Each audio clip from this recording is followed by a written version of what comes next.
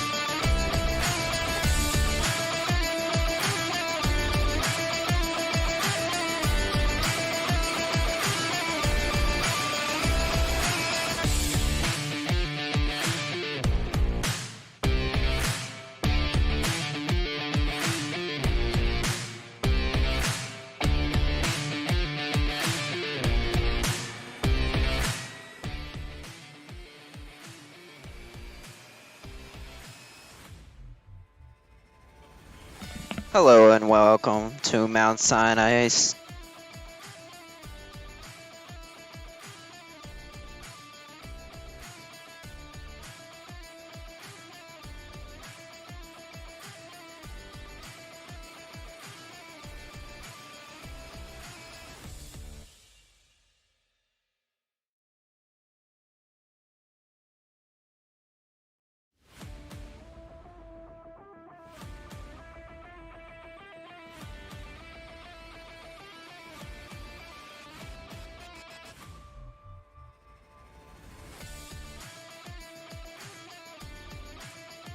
Hello and welcome to Mount Sinai Robert M. Grebel Stadium.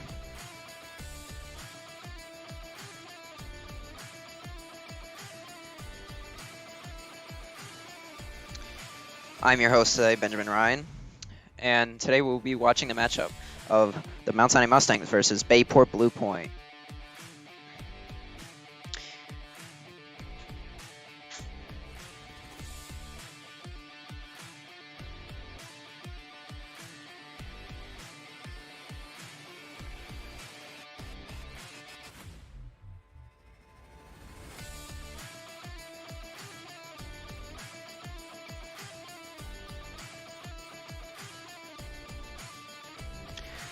We are trying really hard to make a live stream that everyone can watch from home.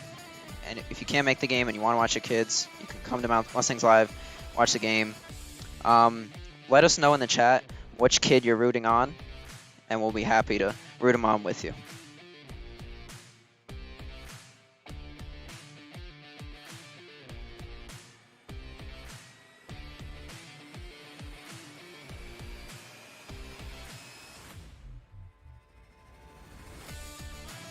And here comes your Mount Sinai Mustangs.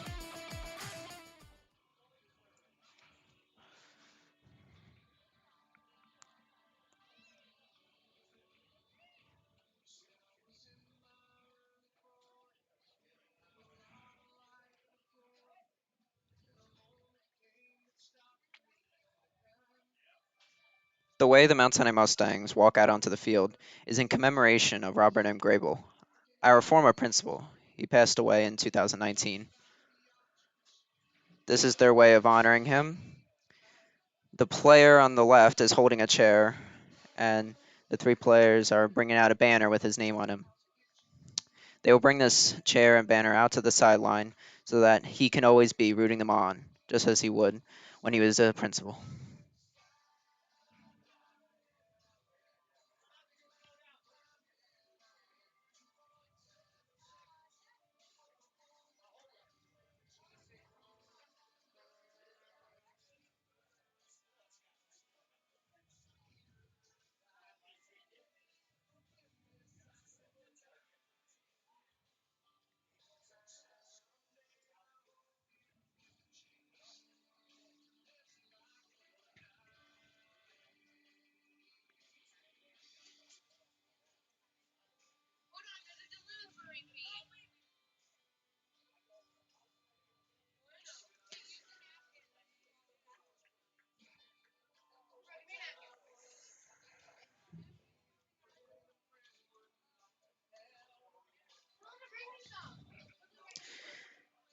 Now every player on the team will come over, tap the chair, wishing for his blessing as they go out into the field and defend Mount Sinai's title.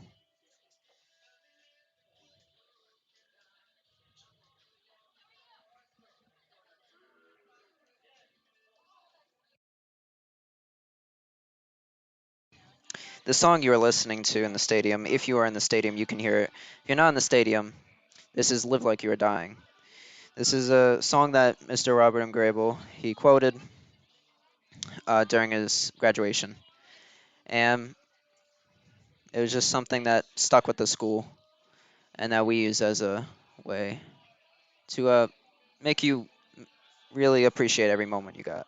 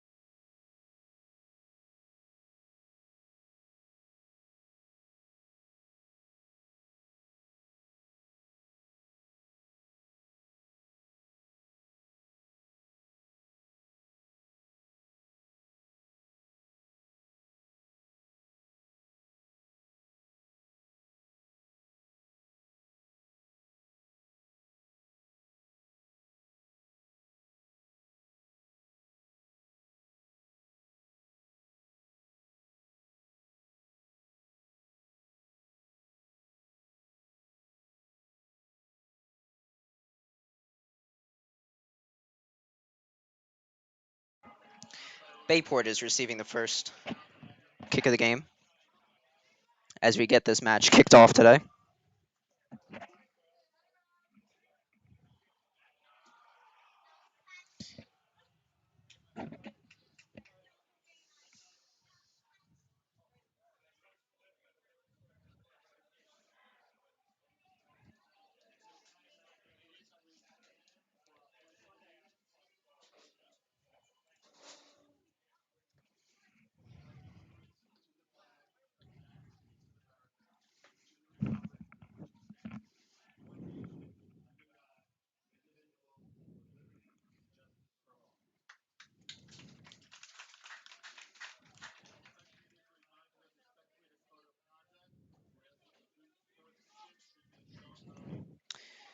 The Mount Sinai Mustangs just paid tribute to the American flag.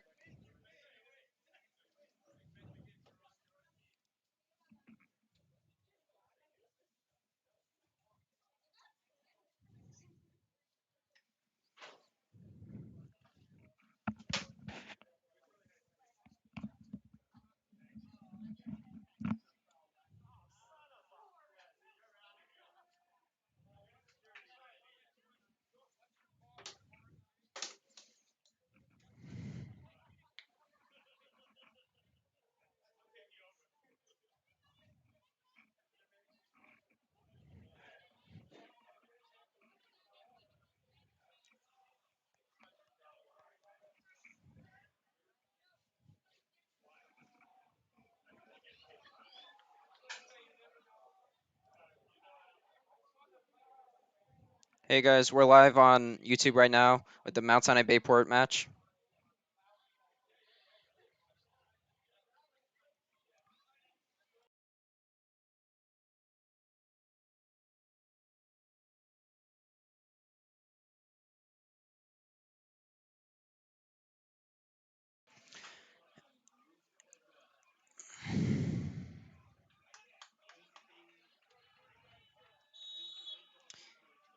Here we go with the kickoff. Kicking today is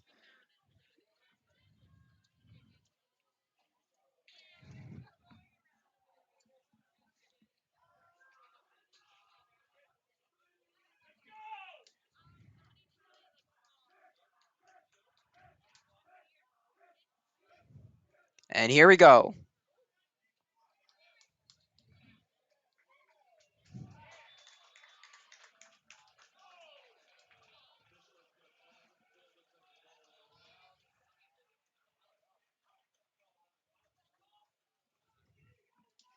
Come join us.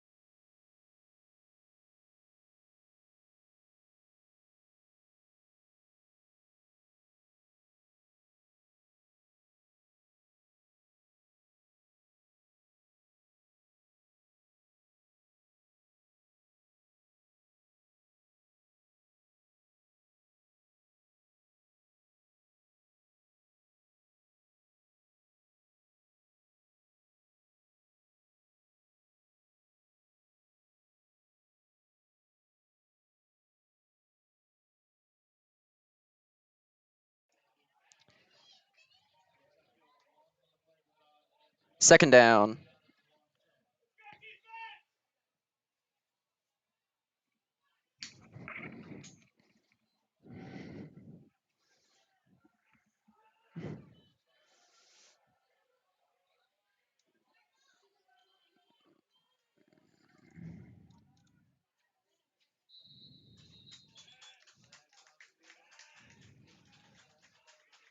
False start, Bayport Blue Point.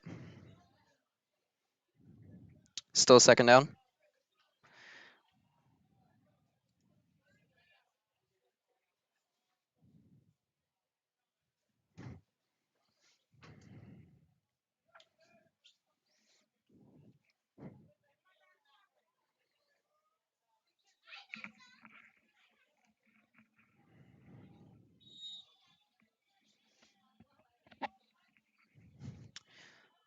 But 11 minutes and 21 seconds left on the clock.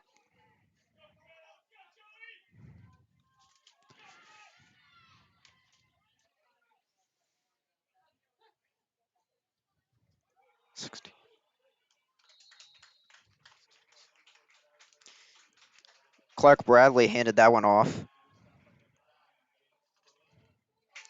He was stopped. He was stopped by number 9, Jake Spallino.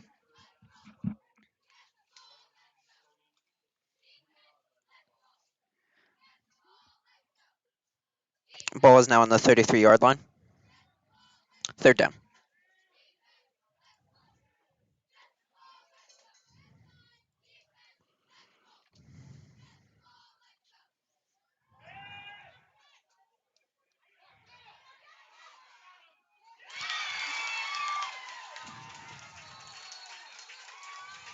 Intercepted by Mount Sinai at around the 45-yard line.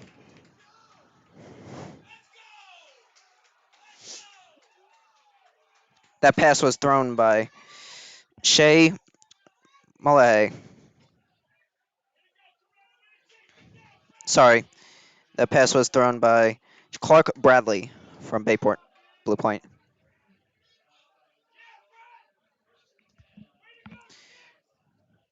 It is now 1st and 10 on the 46-yard line.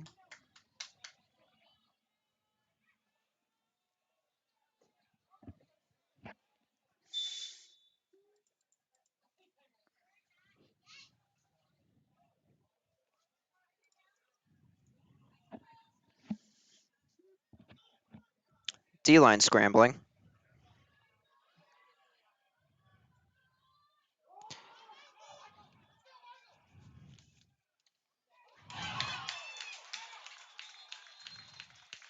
Handed over to Michael Trepida.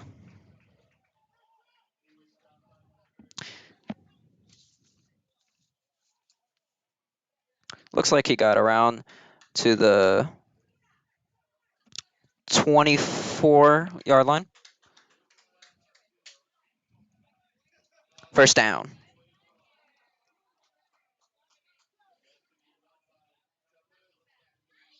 Yep, first down. First down, Mount Sinai.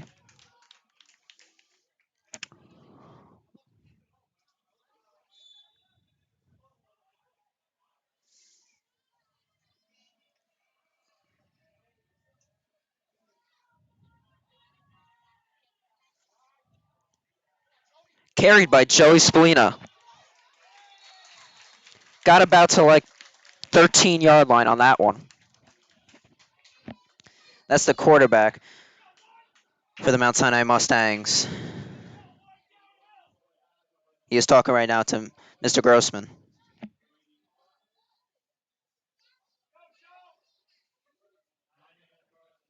Sorry, that's not Mr. Grossman. That is Mr. G. And Joey Spalina is setting up to receive it. Looks like he isn't.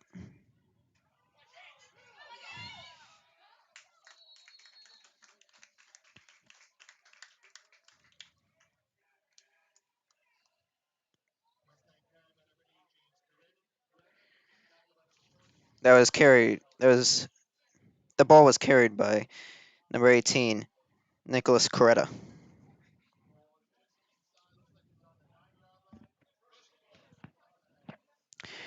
Looks about to be on the 9-yard line. We are now 1st and goal for the Mustangs.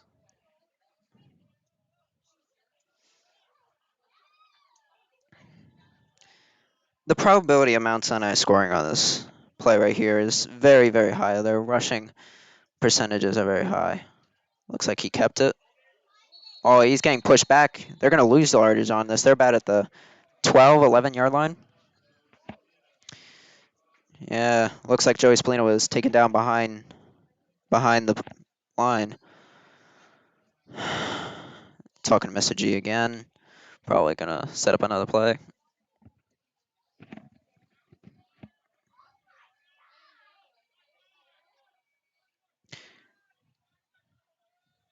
Number 16 and number 30 come out. 16 being Shea Mullahay, and number 30 being Thomas Frychek. Here we go. Oh, we didn't lose yardage on that. Looks like it's handed off to Joey Spalina. He takes it in for himself.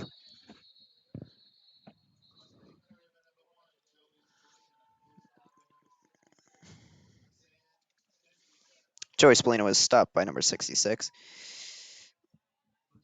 Sam Steiner.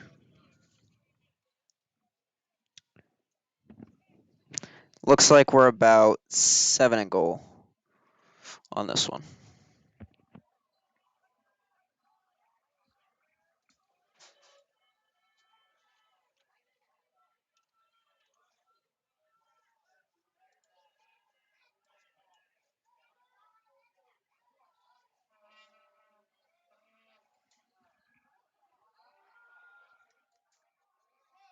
Joey Spallino finds someone. Oh, incomplete. Incomplete pass by Joey Spallino. It is now fourth down.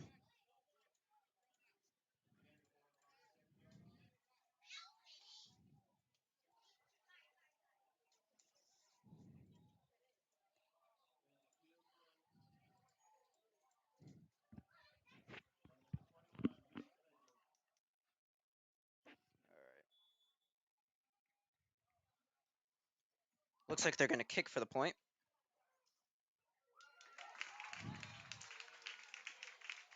Kick is good. That ball was kicked by Aiden Liendo. Sorry, that ball was kicked by. That ball was kicked by Reese, Pedro Verissimo.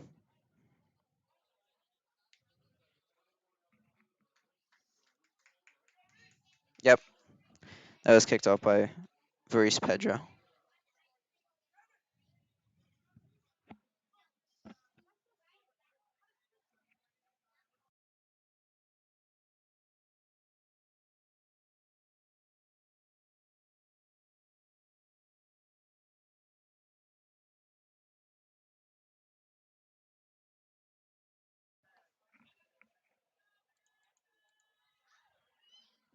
Score is now 3-1, 3-0, Mount Sinai.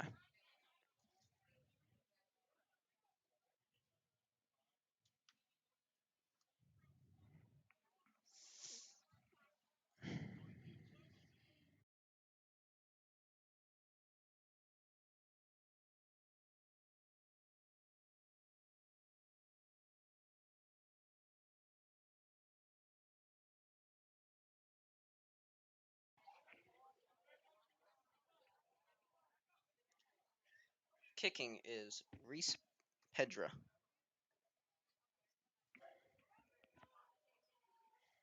Here we go with the Mount Sinai kickoff. Oh, that was a pretty good kick. Fair catch. All right, Bayport Blue Point brings it up to about the 29-yard line.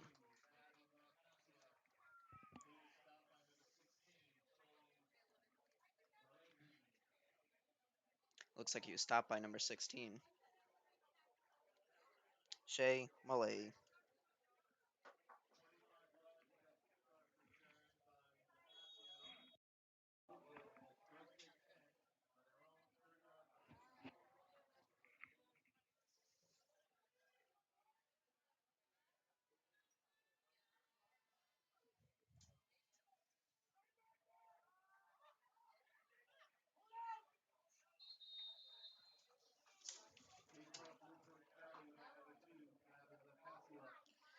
Looks like it was handed off to Gavin Lacasio by Bayport.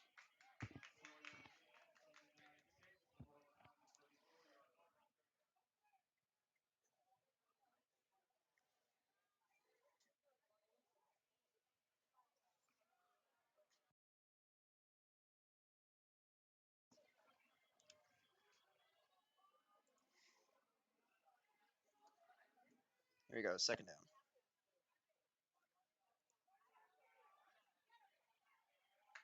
And that is carried by Daniel Alio.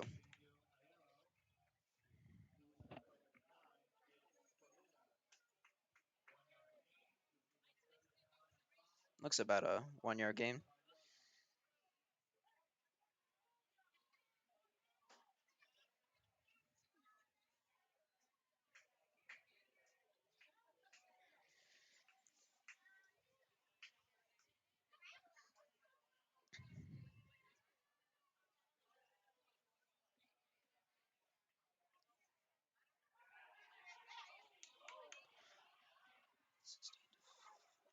That was a complete pass by Bayport Blue Point from 16 to number 2. 16 being Bradley Clark, and number 2 being Gavin Lacasio.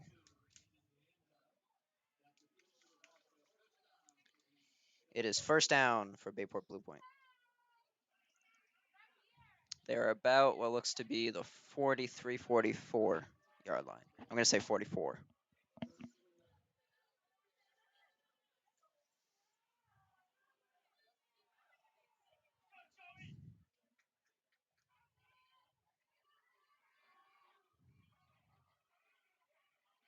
Carried by number 16, Bradley Clark. I'm sorry, his name is Brady Clark. I'm sorry, Brady Clark.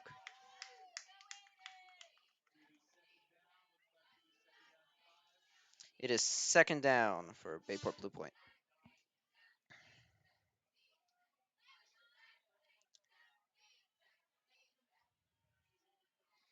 The Mount Sinai cheerleaders cheering on the defense as this play comes up. Hands off to number 2, Gavin Lacasio.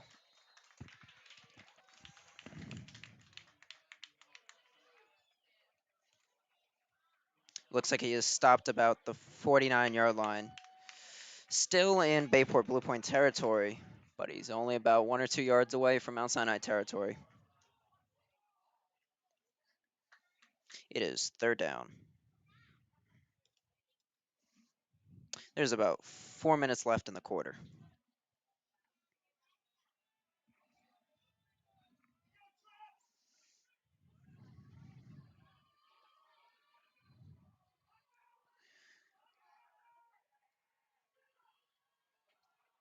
Number 16 keeps it going. Brady Clark brings it to about the 49-yard line in Mount Sinai territory. Aiden Leendo is making some stops tonight. He stopped Brady Clark on that play. It is now fourth down.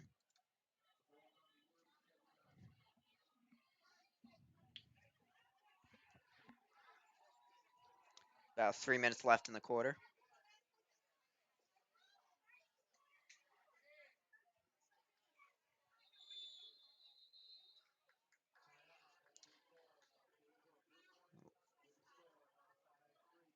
Looks like it's a timeout for Mount Sinai.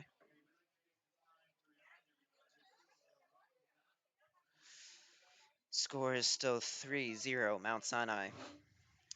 They're on fourth down, and there's about 3 minutes and 5 seconds left on the clock. There's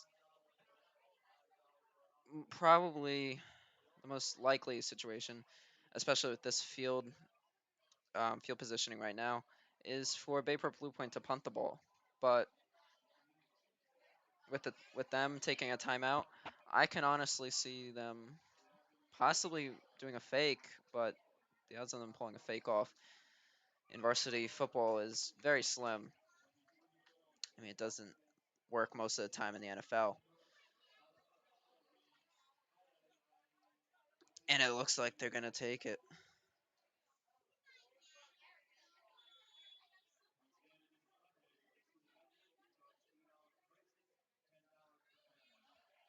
Are they going to punt it? No, it does not look like they're going to punt it. They're going to go for it. I mean, there's 1 yard. I would go for it too. Here we go. Running 16. Oh, he's close. I think he might have gone it. I really do think he might have gone it. And he's got first down.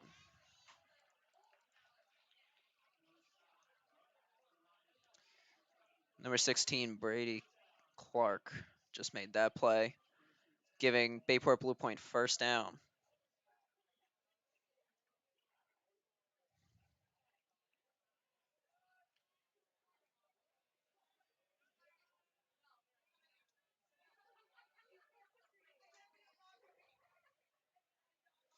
Here we go.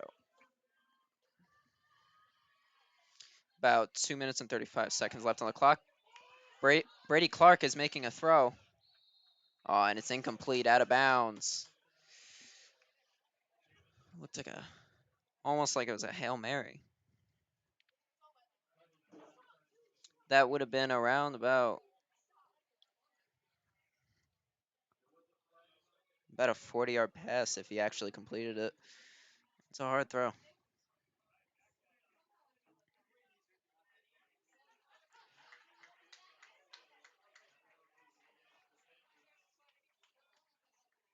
Looks like there was a penalty on the play. Bayport Blue Point losing about 5 yards.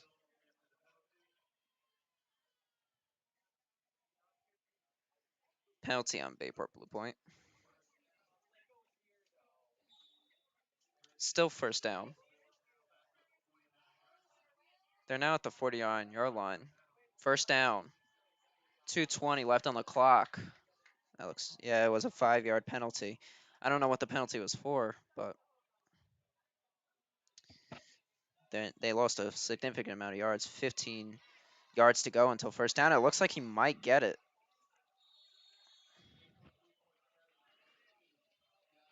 Number 2, Gavin Lacasioso. Bringing them back in within first first down range. They look to be about on the 44-yard line.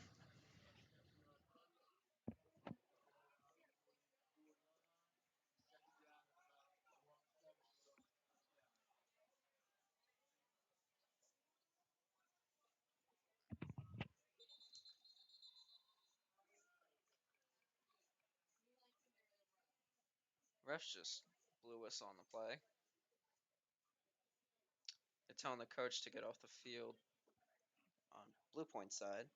Just telling him back up. It's just a warning. Second down, Bayport Blue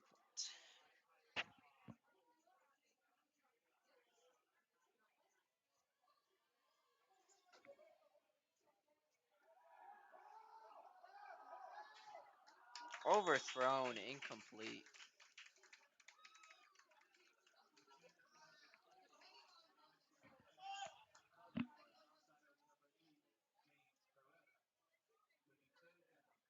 James Coretta seems to have covered him pretty good.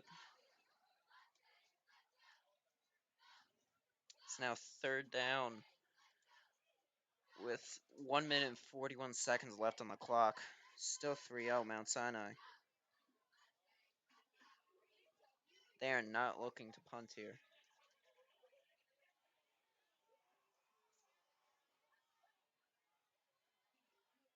If they get to fourth down, I don't think they're going to punt. Oh, looks like Brady Clark brings that up. Might be close on that first down. Looks like it's a little short.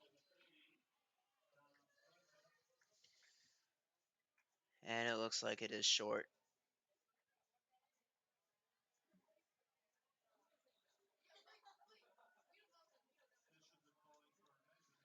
All right. Chains are now moving on to the field, and they're going to take a measurement of this.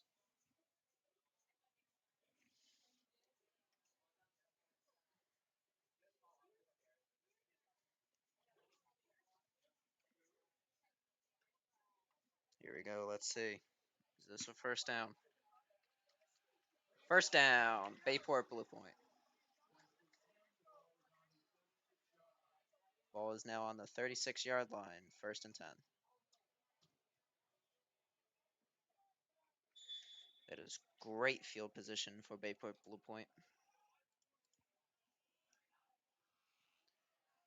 1 minute and 20 seconds left on that clock.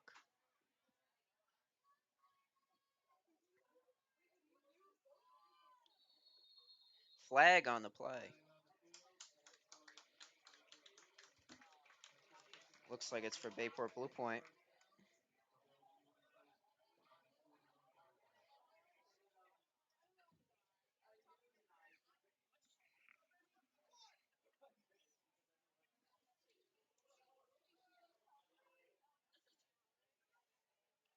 They lost 5 yards on that play. They are now 15 yards to go. Still first down.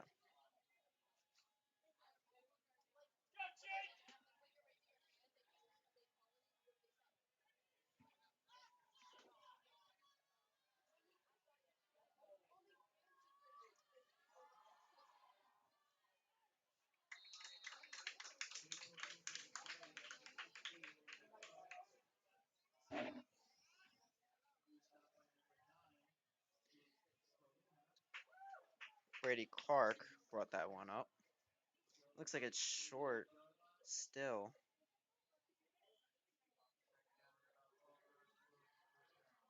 Yeah, they still got about 12 yards to go until first down. But second down, that's pretty bad field positioning for Bayport Blue Point. Handed off to number 1. Taken down by Mount Sinai's defense by number 1 and number 18. One being Joseph Spalina and number 18 being Nicholas Corretto.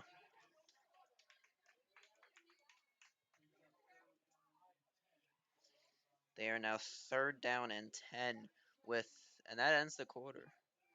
No, it doesn't. There's 5 seconds left. Yeah, that ends the quarter.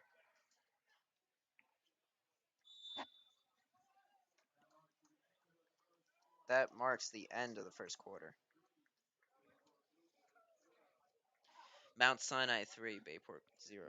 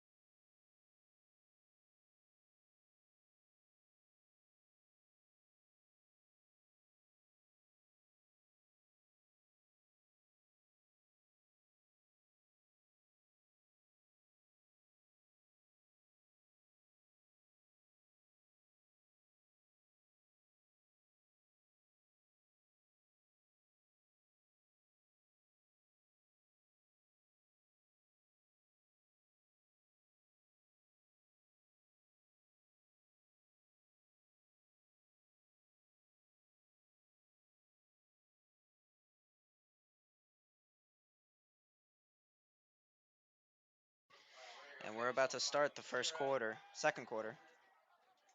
Flag on the field.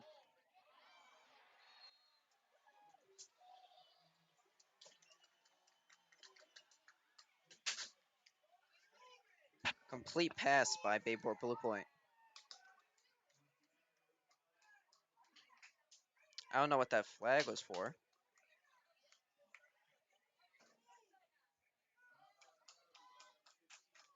Looks like that flag will bring them back.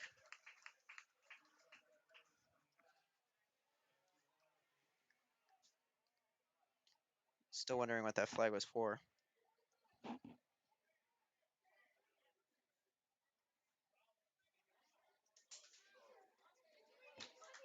And the chains are moving back for Bayport Blue Point.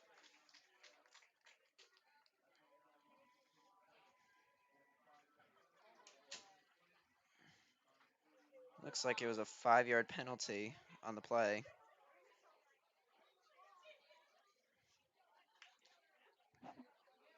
Bayport now has 15 to go on that play. They go back to chains are back at where they originally were. Here we go. Third down. Ref is blowing a whistle.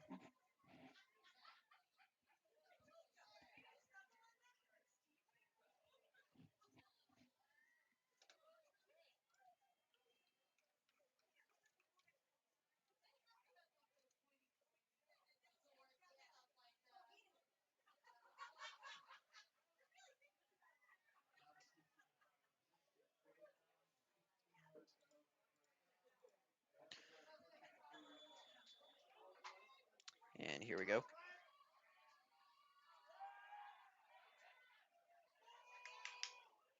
Complete pass for Bayport Blue Point. Taken out of bounds by Mount Sinai's defense. That pass was to, it looks to be 85. 85 for Bayport Blue Point. 85 is Derek Varley. Pass was by Brady Clark. It is now 1st and 10 for Bayport Blue Point.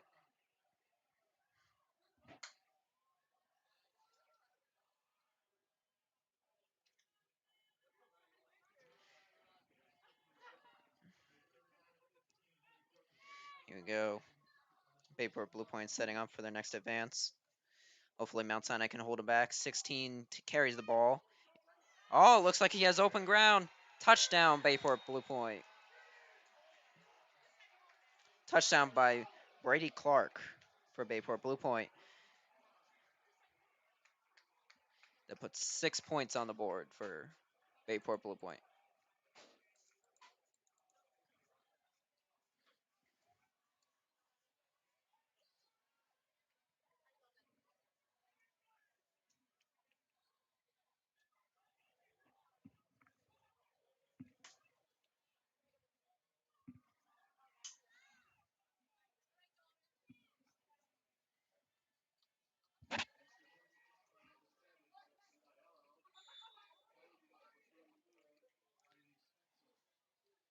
Holding the ball right now for Bayport Blue Point is Riley Spencer. And it was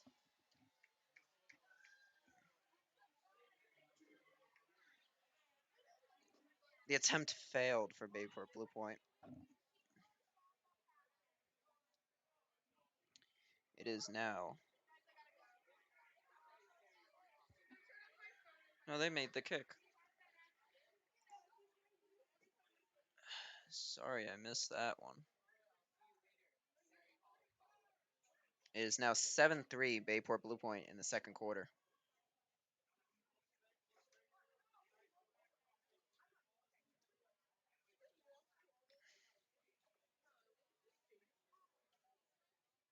This is a big rivalry for Mount Sinai and Bayport Blue Point.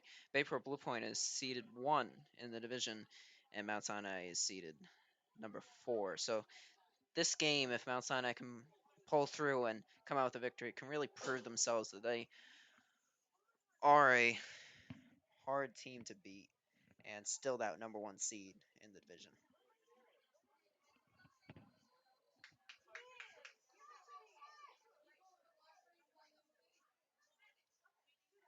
Mount Sinai takes the field. Bayport Blue Point setting up for the kick. Kicking is number 7 for Bayport Blue Point, Jeffrey Alio.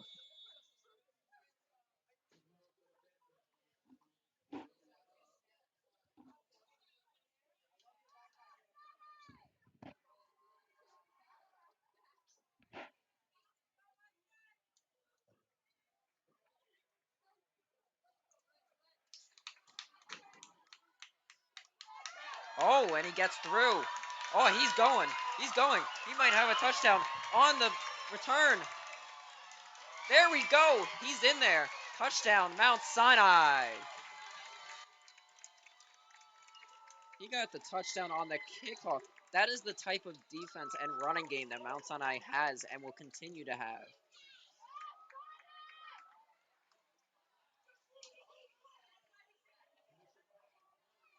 Mount Sinai retakes the lead in this game.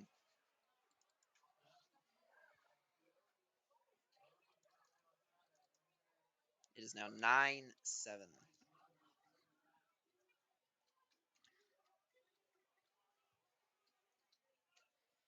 Man, that was a huge run for Mount Sinai.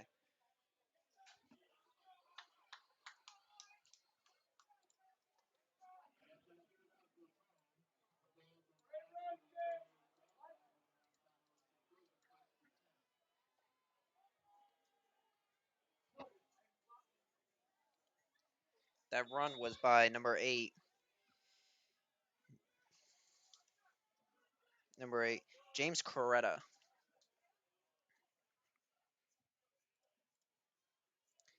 I mean, that's just the type of running game that you're going to get consistently from Mount Sinai. They do this like consistently every game. Will make the defense work hard to keep them at bay. Looks like there was a flag on the play.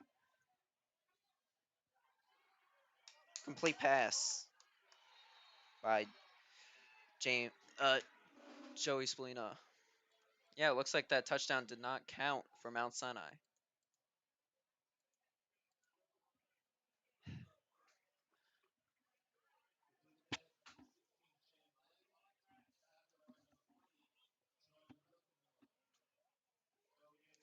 Mount Sinai does not have the lead anymore. Looks like there was a flag on the play that brought him back.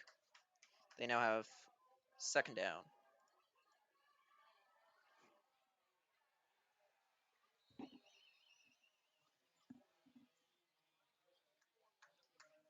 James Creta again carrying the ball. Looks like it's about a yard up. Doesn't look like they gained or lost any yards on this play. Is now third down. Yeah, that was weird. I didn't catch what brought Mount Sinai back and lost them that touchdown. Um, he keeps it, brings it all the way up about the 45-yard line, and then he gets pushed out of bounds. Michael Trepida carrying that one, number 2. Number 2, Michael Trepida. He's going to Johns Hopkins University. He's committed there for the cross.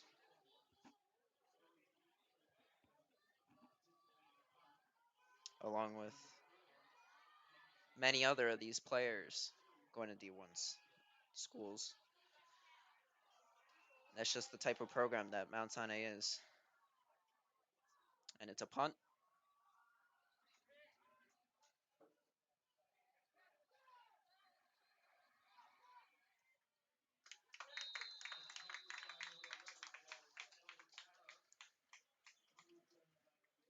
Punt by number 11, Devin Karras. Turned over after that kick, that punt.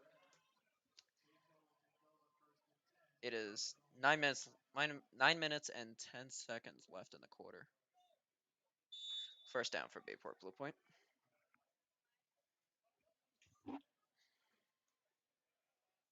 Still 3-7. All right. Let's see if Bayport Blue Point can add to their lead, or Mount Sinai can keep them. Oh, it's a big running play for number 2, Gavin Lacasios.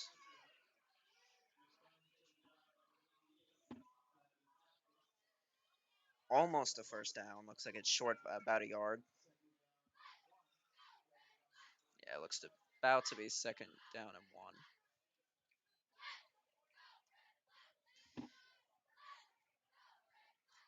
Oh, high kick. High snap on that one. Looks like he gets the first down.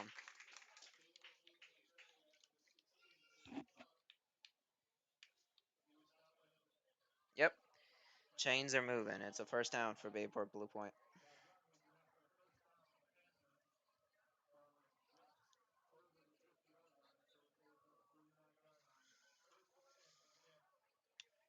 First and 10 for the Panthers.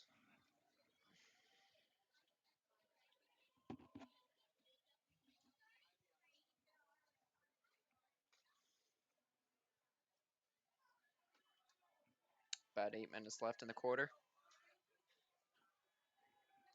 Here we go. 7 moves. 16 carries the ball in. Gets through the Mount Sinai line. Taken down at about the 44-yard line.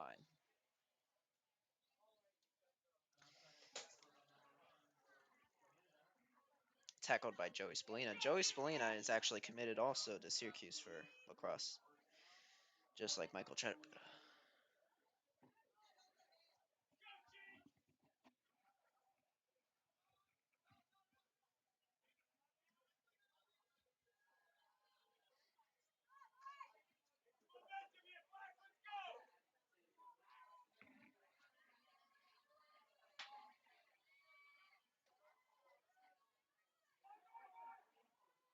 Oh, that's a big gain for Bayport Blue Point.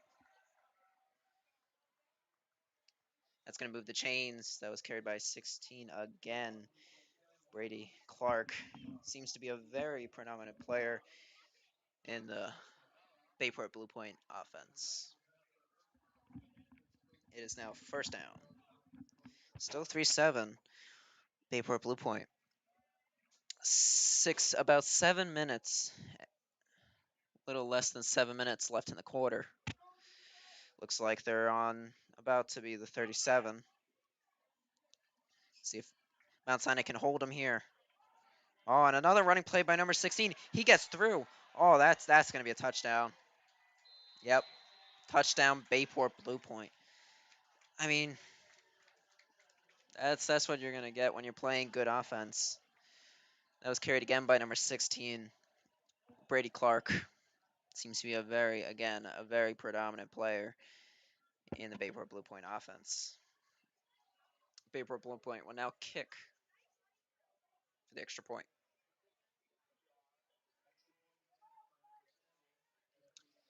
Number 7 for Bayport Blue Point, Jeffrey Alio. Holded. The ball's going to be held by Riley Spencer. And the kick is good for Bayport Blue Point.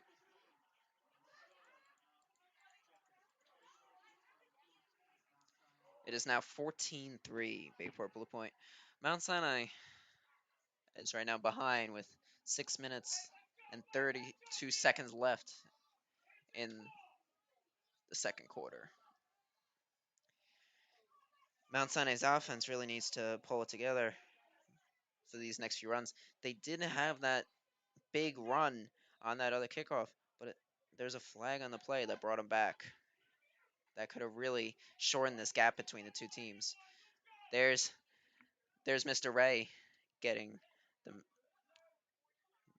Mount Sinai's football team all hyped up, getting them energized.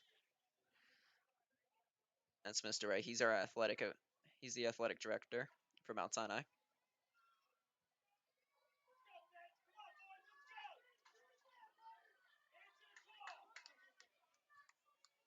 Just heard a fan say answer the call, and that's something that Mount Sinai really needs to do right now. They are called right now to put more than 3 on that board and shorten this gap between this 11-point gap between Mount Sinai and Bayport Blue Point.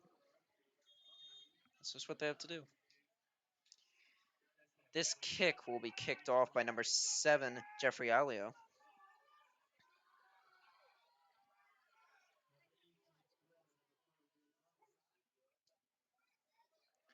Looks to be a short kick.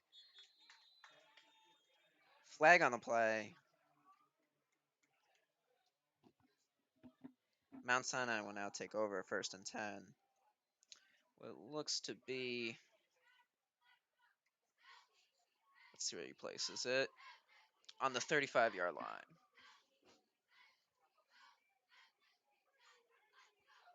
There's about 6 minutes and 32 seconds on the clock in the second quarter.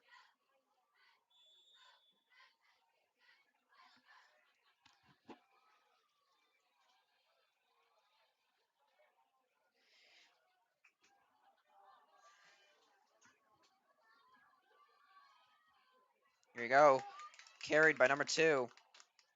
Oh, and he gets held up by the Bayport Blue Point defense, but it looks like he gained a few yards.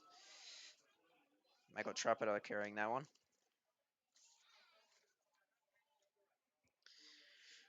And it looks like on the sideline again, Joey Spalina being handed off the calls by Mr. G. He's now explaining them to the Mount Sinai offense. Let's see what this is.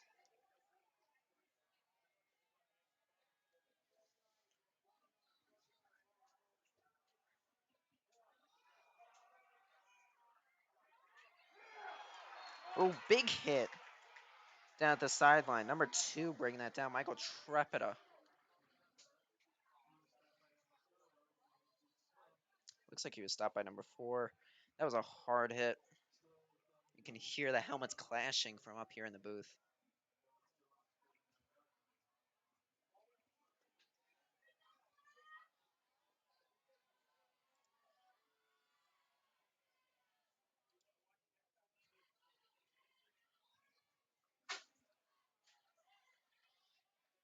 Score is 3-14. 3-14, Bayport Blue Point.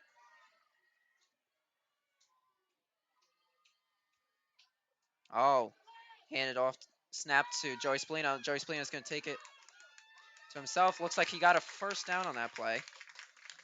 Move those chains over. First down for Mount Sinai. First and 10. Joey Spallina is a very predominant player in the Mount Sinai offense and defense. Joey Spallina plays quarterback and linebacker. Yeah, as you can see, he's a very important piece in the Mount Sinai offense.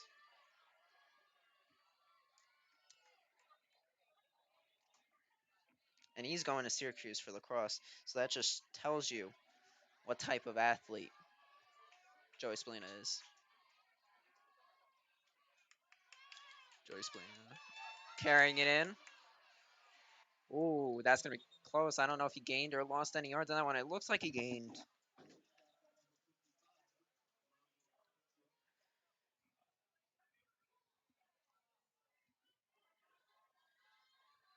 Yeah, he gained yards on that one. It's on almost the 50, inches from the 50. Still in Mount Sinai territory. We got to start. Mount Sinai offense is really going to push on this one to try and get it into Bayport Blue Point territory and past that first down marker. Yeah, second down.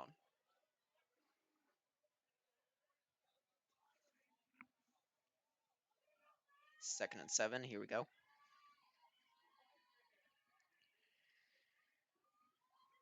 Oh, Joey's playing it takes it for himself. Oh, he's getting through there. He's going to have a gain of a few yards. Getting close. It's third down now. Yeah, Joey Spallina is very close to moving those chains again. There goes over to Mr. G to see what they're going to do again. About 3 minutes left in the second quarter before halftime. The Mount Sinai offense is normally very, very good at tearing up on other teams' defenses. Bayport Blue Point seems to be holding them. They got to change their game up, see what Bayport Blue Point's weak points are. Here we go. Looks like a rushing play. They're pushing. Might be a first down. That's close. Let's see. As the players come up. Oh, it's going to be first down. Move those chains for Mount Sinai. It is now first and 10.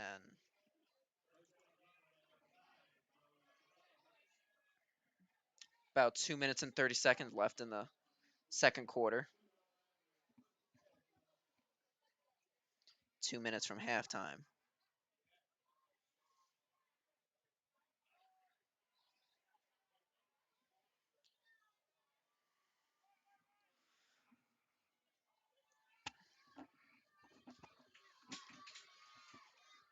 Here we go.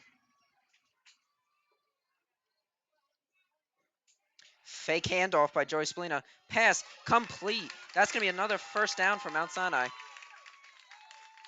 That was a great pass by Joey Spallina.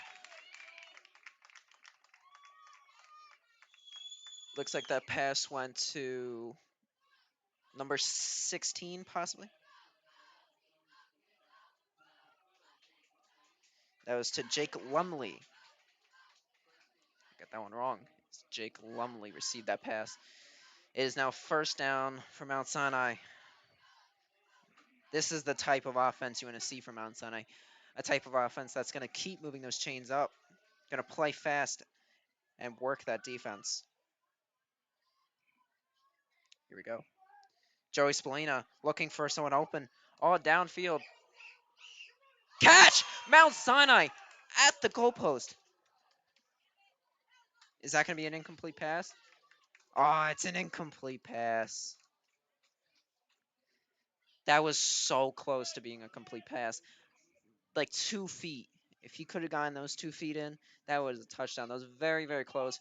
Great, almost a perfect pass by Joey Spallina. Got 1 minute and 14 seconds left the first quarter. In the second quarter.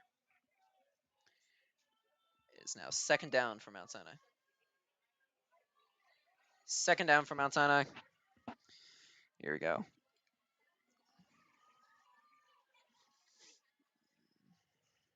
Here we go. Joey Spallina with a running play. Tries rush. Oh, he's looks like he didn't gain or lose any yards on that one. Joey Spallina carrying that one over. I don't know if he gained or lost any yards on that one. It looks like he gained some.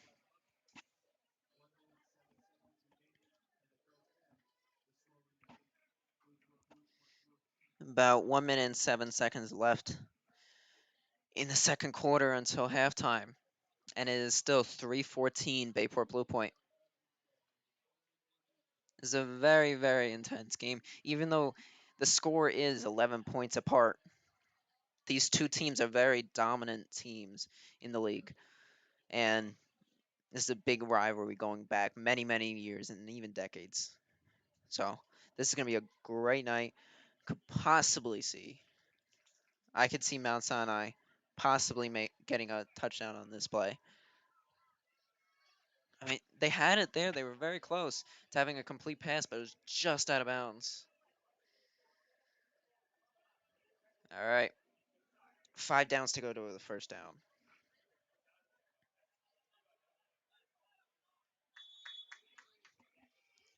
Go. Third down.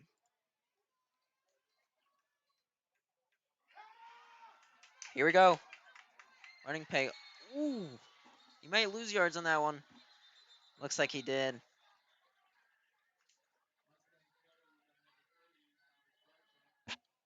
Thomas Frychak carried that one. Looks like they're going to lose yards on this one. Mount Sinai calls a timeout. About 1 minute and 1 second left on that clock. It's going to be very close. Mount Sinai is probably there are two ways of attack at this point at fourth down. They're not going to give it up because they're going to get the ball again in the second half. So what's the point? Maybe fearing an interception, but what's the point of punting this? They're going to go for a kick.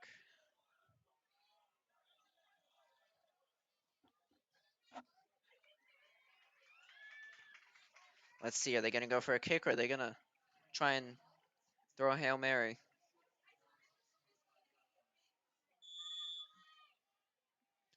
Let's see if they're going to kick it. Maybe a kick. No, they're going to throw it. Receivers are on the ends. They're going for it.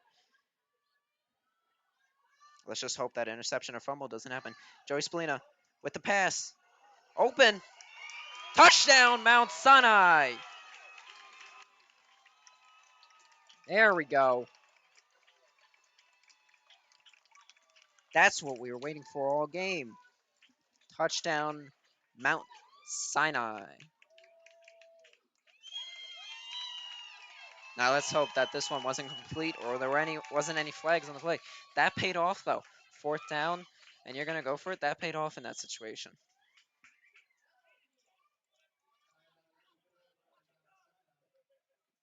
It is now 9-14. Now, do they secure the extra point on the kick, or do they go for the 2-point conversion? That's that's the choice right now. That's the decision. What do you think that Mount Sinai will attempt? I don't think Mount Sinai is going to go for the conversion. They're going to try and make this a one-touchdown game because a two-point conversion is very risky, but is possible for Mount Sinai. Mount Sinai has pulled off a good amount of two-point conversions. I don't think I've ever seen a two-point conversion by Mount Sinai that wasn't successful. I might be wrong. I haven't watched a lot of their away games, but let's see. Are they going to kick it?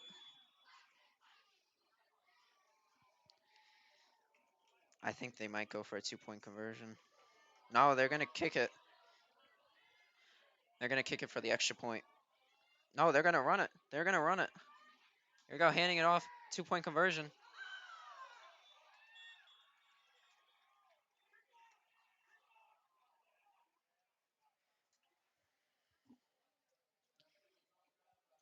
That 2-point conversion was not successful. That I guess I was wrong. That's got to be the first 2-point conversion I haven't seen completed. There's 54 seconds left on the clock. It is now going to be turned over to Bayport Blue Point.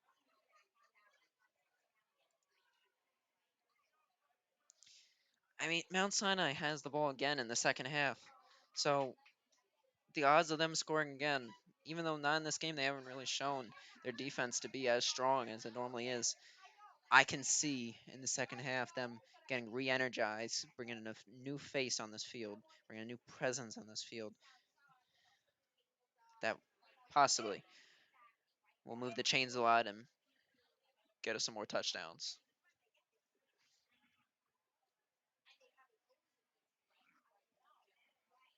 Still 9-14. Just shortening the gap to about a 5-point gap between Bayport, Blue Point, and Mount Sinai.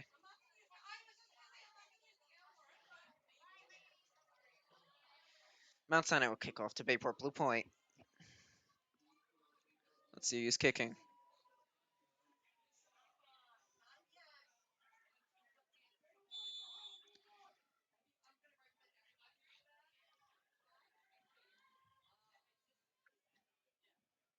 Let's see who's kicking.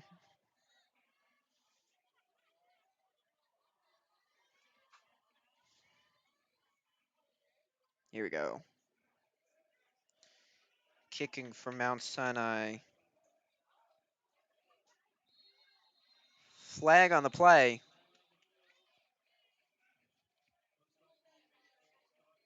False start against Mount Sinai. They will re-kick.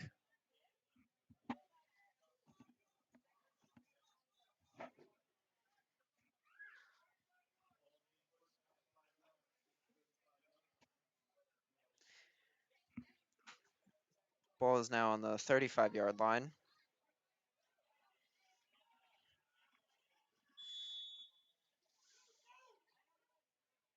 Kicking is 21 for Mount Sinai. Verissimo Pedra.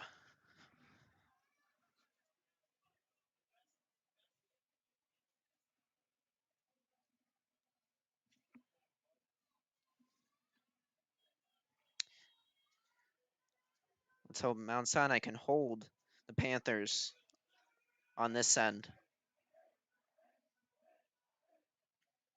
Oh, and a squib kick.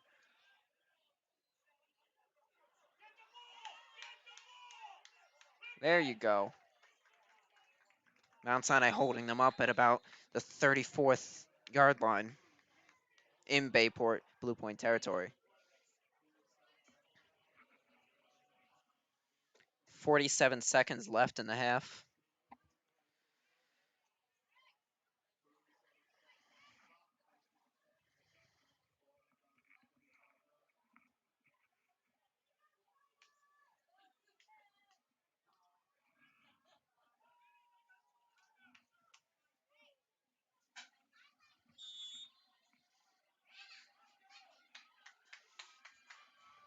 Bayport Blue Point now has the ball. First down at around the 35-yard line. 16 takes the ball. Looks like he's going to run it. Passes the ball. Incomplete pass for number 16 on Bayport Blue Point. Brady Clark.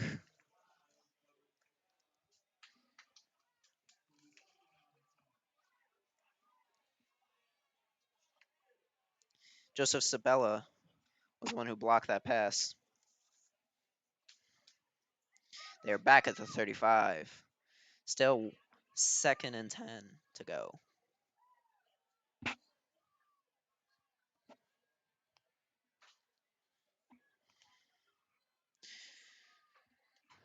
37 seconds left in the half.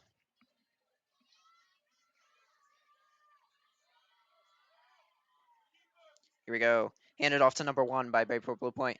He gets through, and he's taken down. Looks like he doesn't gain it or lose any yards on that play. Number 1 being Daniel Alio.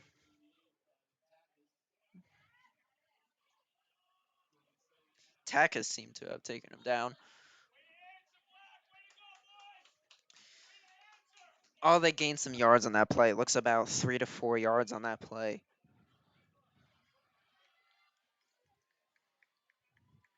And that marks the end of the half.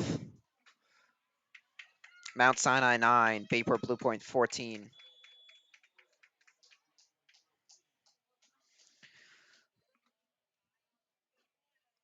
If you guys want to stay tuned in for the second half, but also during the halftime, we will be getting JP in here, the class president for the class of 2022.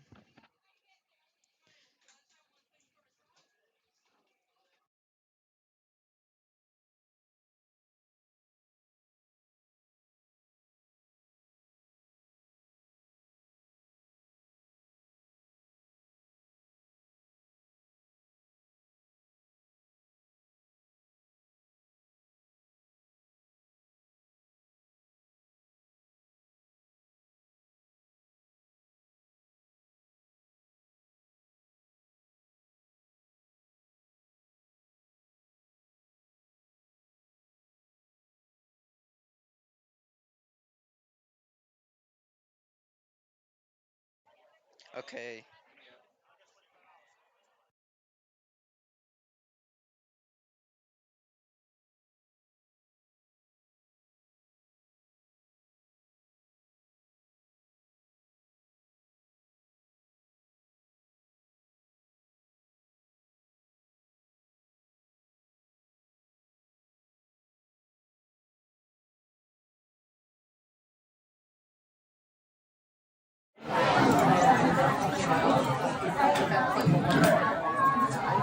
Are you ready? All right, so I am here with JP, the class president of 2022. All right, so Spirit Week.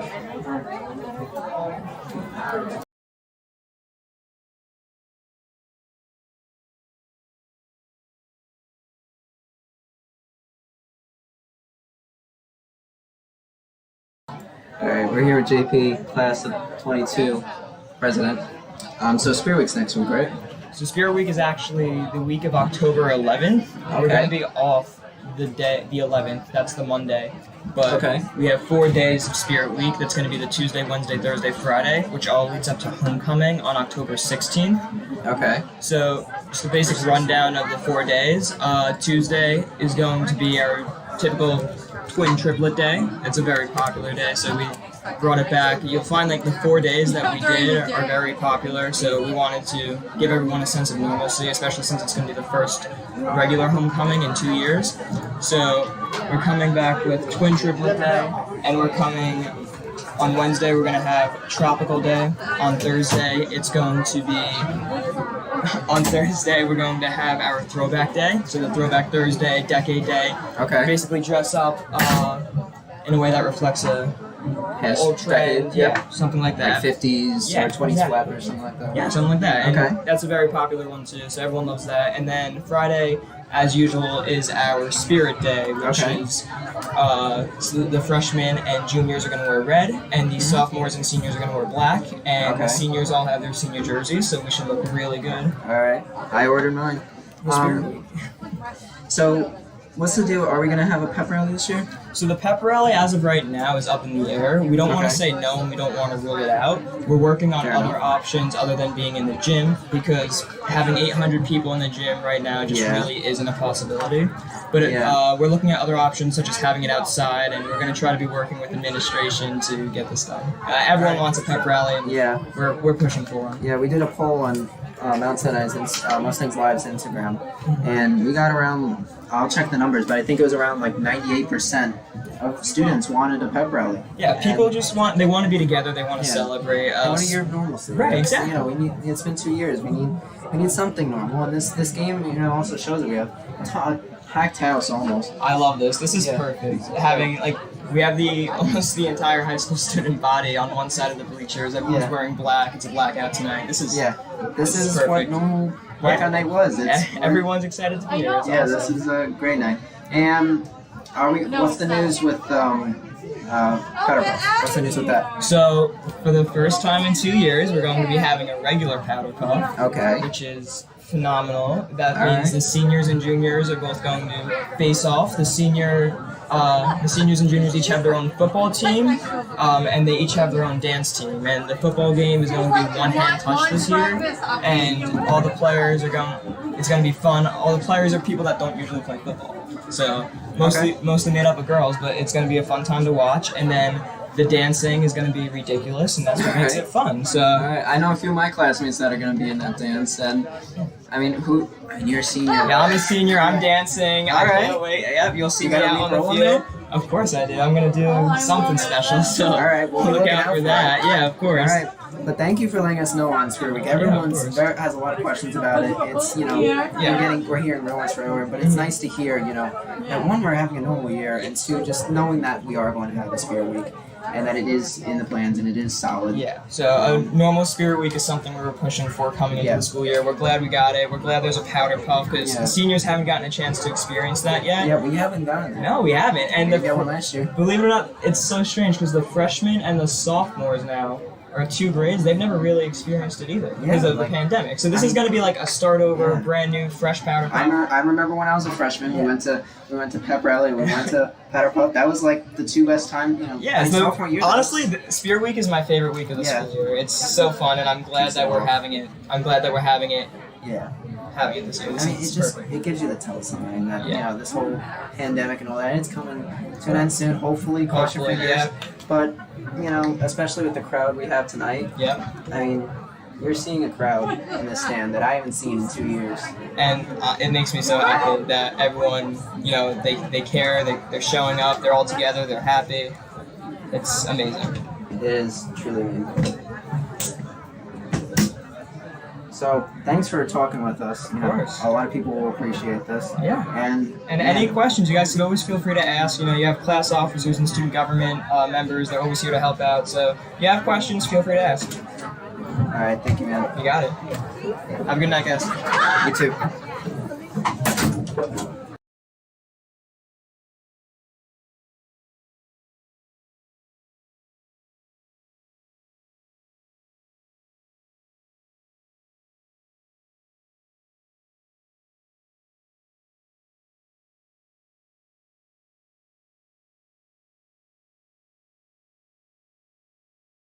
Okay, and I'm back. That was JP, and he just gave us the rundown on Pep Rally for this year.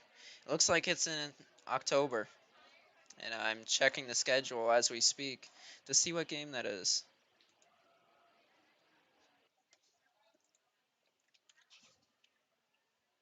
Now that I have the time, I would really like to explain how hard it was for the Mount Sinai Media Club to get to this point.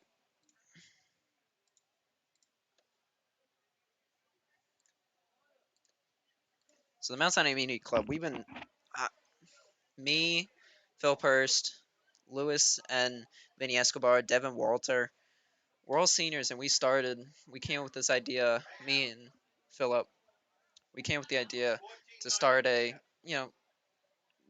Mount Sinai Athletics, we wanted to get the community more involved, and so we were like, hey, why don't we start broadcasting games? And that's easy said. We were like, oh, this is going to be easy. We'll bring a laptop. We'll set up a camera. We have great equipment at Mount Sinai, in the Mount Sinai media department. And we thought it was going to be an easy task, something that, we could easily pull off, and it would be great for the remainder of years. That was sophomore year in high school. I joined the media club in freshman year, but in sophomore year, start of the year, homecoming, you guys can remember the video, but we were working those 2 weeks to try and get a live stream. It wasn't working out. We realized that we just didn't have the capable needs, the equipment to get a working live stream isn't as easy as it seems. There's a lot of equipment and a lot of time and a lot of setup that goes into it, and we underestimated that.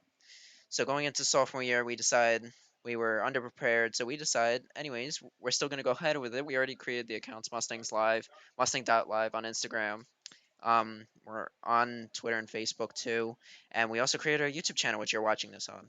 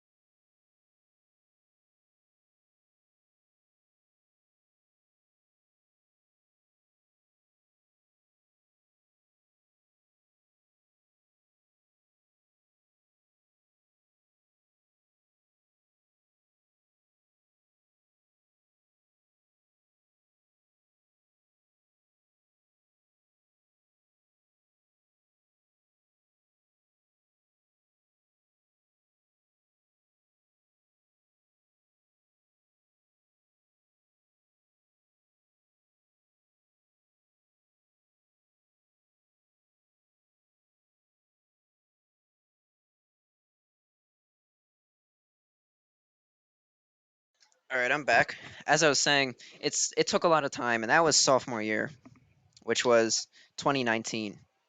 And as you know, we rolled into 2020, and we were very excited to do spring sports, and we were uploading those videos to Mustangs Live on Instagram and YouTube. And then March hit, and sports went into a frenzy. February was also when we started the weekly update.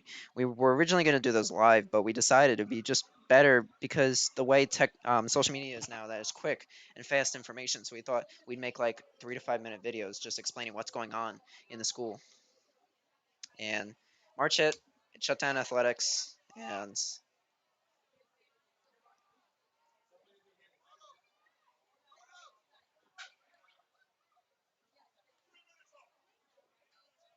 ref is signaling to the scorekeeper to put 3 minutes on.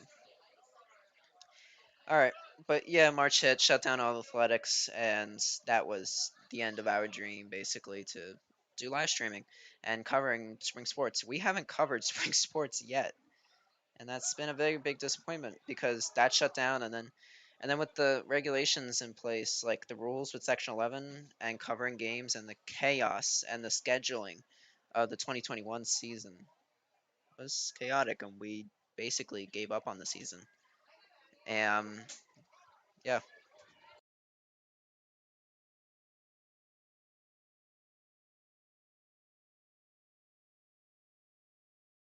But here we are, 2021, start of a new year, and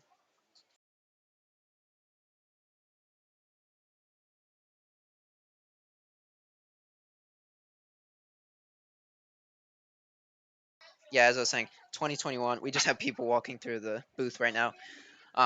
But yeah, 2021, start 2021 year, 2021, 2022 year, the year I'm graduating as a senior. That's crazy to me. Sophomore was when we were starting it, and this is the first legit football game that we're live streaming. We've been trying to do this for 3 years now, 2 to 3 years, and yeah, this is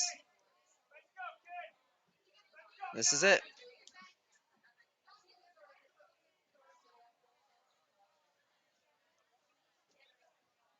We are now 3 minutes away from the third quarter, the second half.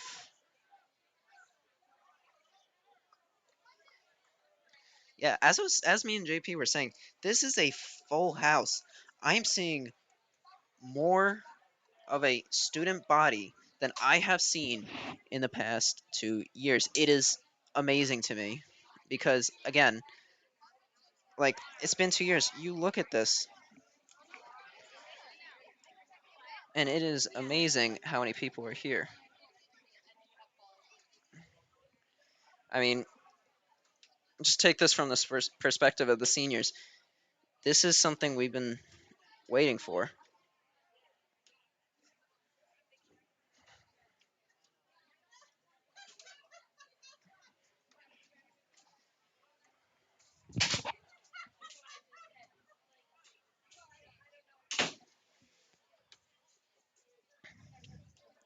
One thing I would like to show quickly is we have in the booth next to me, it's Mr. Cardo. And Mr. Cardo comes to every game and commentates and does the announcing for every game, and he's a true part of this athletic department. Just like to give him a quick shout out. He is the second person in that line. But he's done this a lot longer than I've even probably even been born. Like I've been alive. And he is what you call a goat. It is 9:14 in the second half. Bayport Blue Point. About 1 minute left until we kick this off.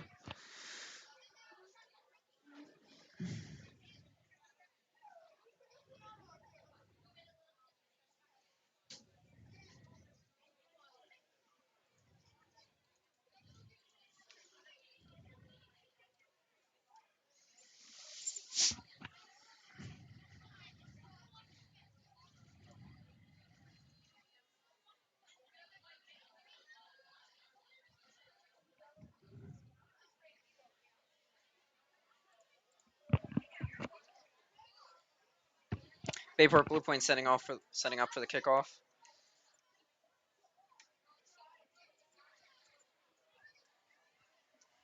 Mount Sinai needs to close this gap. This is a 5-point gap on the scoreboard, and Mount Sinai really needs to close it in right now. Put those Jets on and bring that Mount Sinai offense we know and love.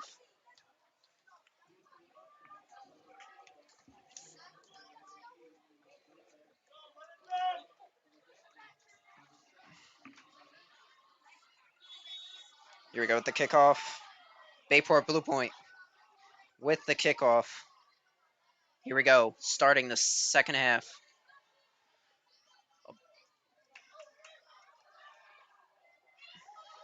Oh, and he's getting through. He's getting through. He keeps going. Brings it to about the 45. There is a flag on the field on the 50, but he made it to the 45.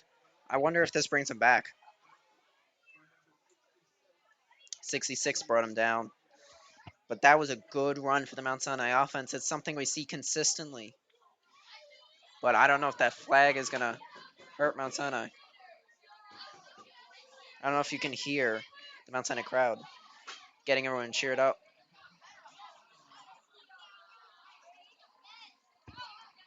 I'm looking out into the crowd and I could see a few Colts uniforms. I see Schwartz. I see Prima Terrace. I see a few other players.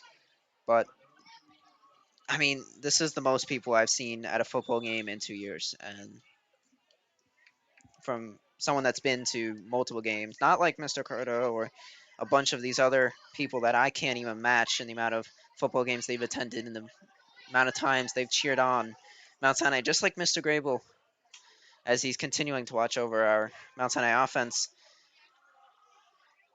Oh, and he gets through. Oh, gains some yards on that one.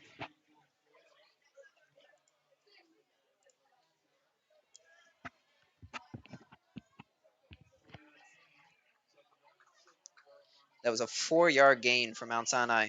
Looks to be about on the 39 in Mount Sinai territory.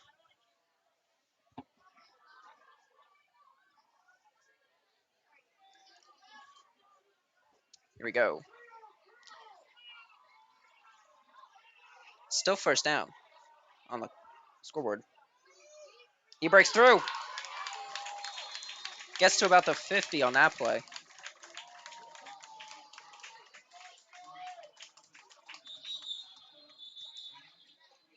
Oh, and there's an injury on the field. Ooh, that looks bad. Athletic trainer running out.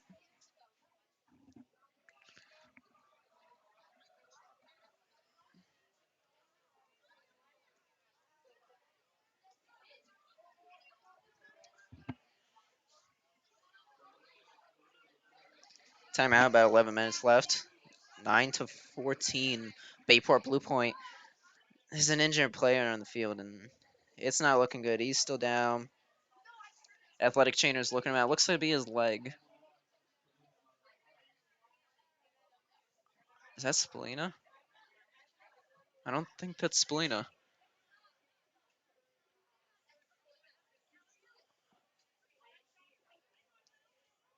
He looked just. I can't tell what is wrong or who that even is. I'm not going to show it as of now. Looks like he seems to be down. Paramedics are still on the sidelines over there. It doesn't look like they're being called over yet.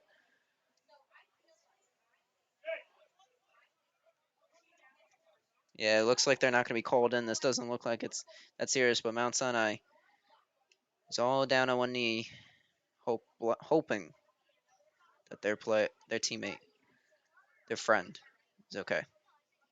He's still down. And he's getting up. He just sat up.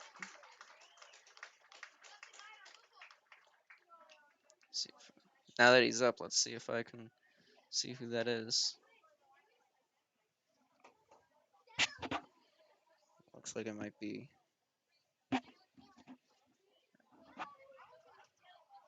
Even the Bayport Blue Point bench is down. This just shows the type of, even in football, football that's hard and tough, you still have sportsmanship.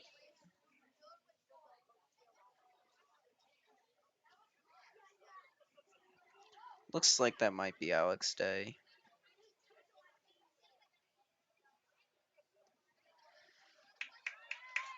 Yeah, that's Alex Day. He's a senior. Looks like he's injured in his leg. Crowd and Bayport Blue Point all cheering him on. I mean, they know what this is. They know what that feels like. To, I mean, I don't know the severity of how bad that injury is, but that could be season-ending sometimes. And looks like, yeah, I don't know why I thought that was Joyce playing. It's just because they all piled up, and I thought kind of, but no. Alex Day looks like he was brought over to the sideline. Looks like his leg is hurt, but we're back.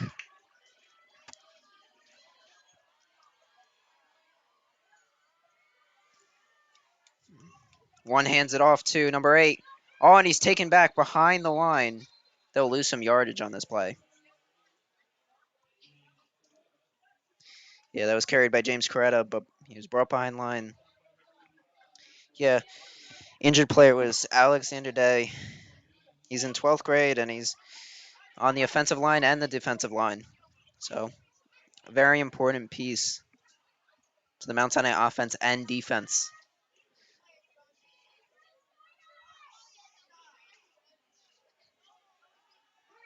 Second down, Mount Sinai. They are on almost the 50, 50 inches. Snapped off. Looks like he's held up at about the 53-yard line. Not 53, 47-yard line. And they are now in Bayport Blue Point territory. They still got about 7 yards to go until first down.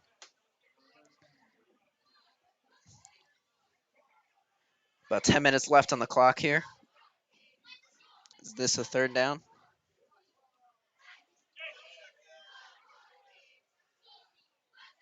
Looks like it's still second down.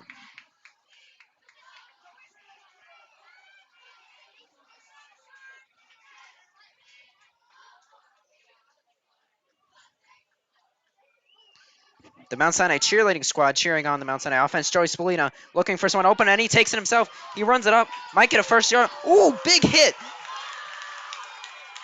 A big hit on the field.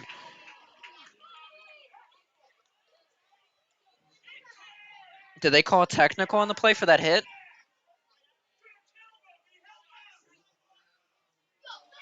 There's a flag on the field.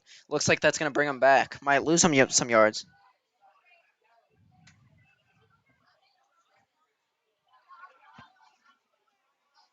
Yeah, that's going to bring him back.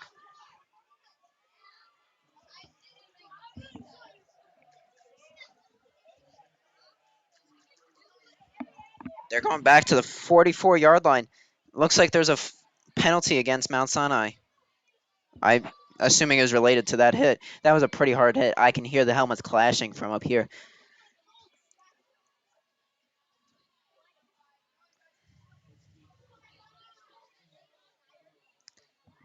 I mean, that's heads-up play by Joey Spolina to not pass and take it in for himself because he saw the gaps open up. Here we go. Receiver's open.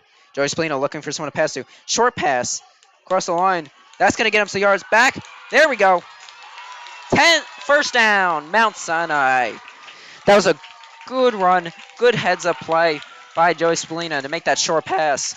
I mean, they probably planned that, to be honest, which probably was. There goes Alex Day back onto the field. He was the player that got injured earlier. Look like he's back. His teammates greet him. Some pats on the back. Here we go, Mount Sinai setting up. First down, Mount Sinai. 9 minutes and 10 seconds left in the quarter. Mount Sinai setting up for another play. Here we go. Joey Spolina looking for a pass. Incomplete. Flags on the play. That looks like it's pass interference. Crowd got all riled up for that. Yeah, pass interference on that one. And that's going to bring the Mount Sinai chains further into Bayport Blue Point territory.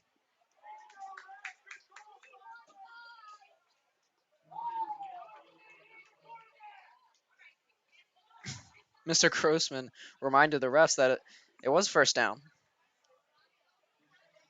It's kind of funny. Nothing bad, just, helping out.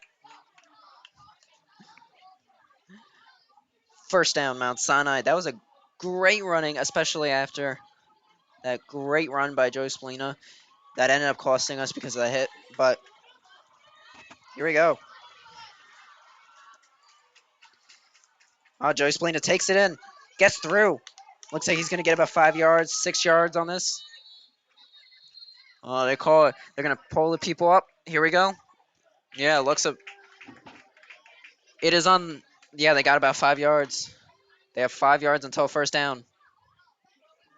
20 yards until touchdown.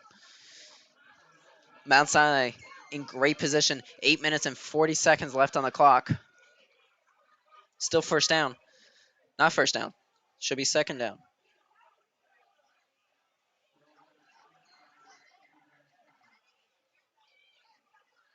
Is it second down?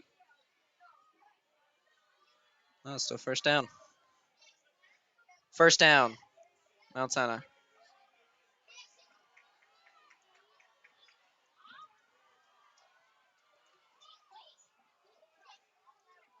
Yeah, no, it's second down.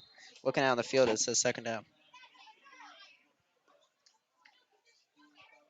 Yeah. Sorry, the scoreboard was incorrect. Third down. Yeah, third down now. Scoreboard was incorrect. Looked out into the field and I could see third down. Third down, looks like they have about 3 yards to go until first down.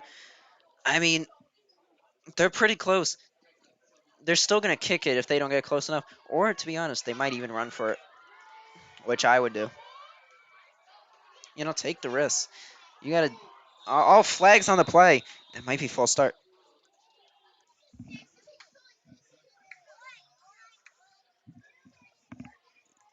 Illegal man downfield, I think that was. It's going to bring the Mount Sinai. I don't know what that was. But Mount Sinai's going to lose a few yards on this one. Good amount of yards, 5 yards. Is it third? Yep, third down still.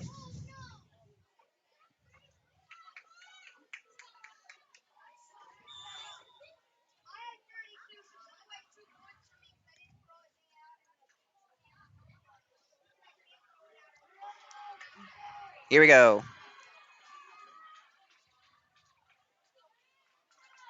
Joey Splino looking. Oh, and he's going to run it. Yeah, he's going to run it.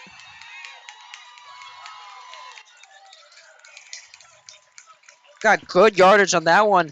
That might be close to a first down. I don't think it was, though. He got out before the 10. First down, Mount Sinai.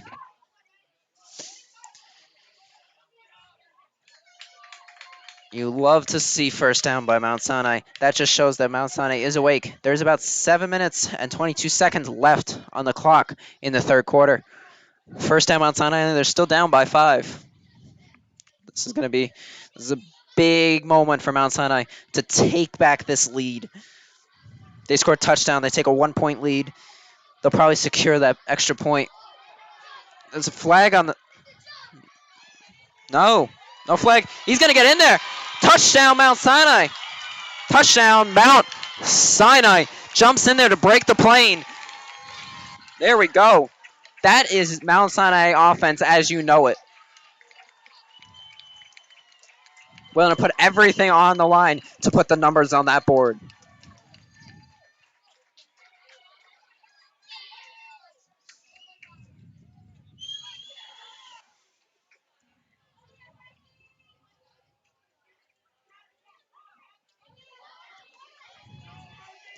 (15-14). Mount Sinai, that we've taken the lead. After we lost the lead back in the first, we've now finally taken the lead. The first or the second, I don't know, but we've taken back the lead.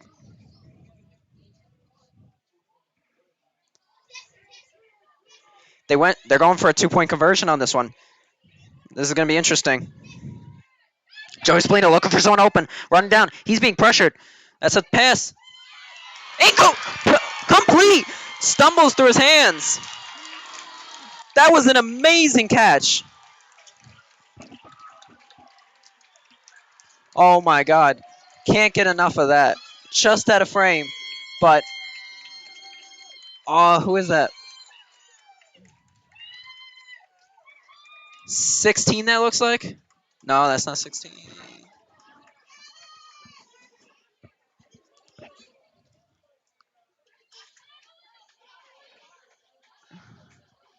Mount Sinai congratulating him.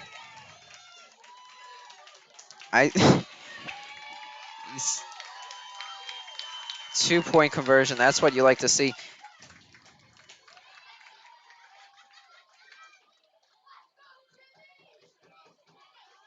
I didn't see who that was scored by, but I I couldn't tell. The players were swarming him. But man, that is heads up right there. That looks like to be 87. No, it's not 87. 80, 88. 88 is Gavin Takis. Gavin Takis looks like he scored that touchdown. There we go.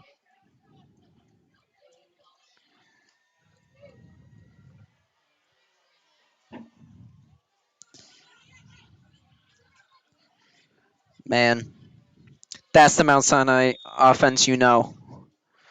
That's the one that's going to make that defense work and is going to eventually come back.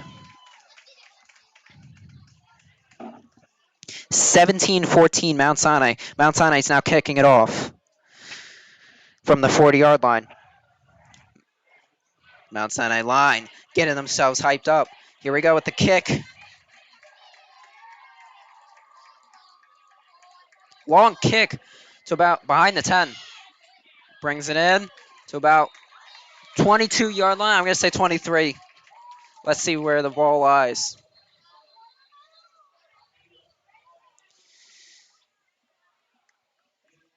22. I was right. 22. 7 minutes left. Flag on the field.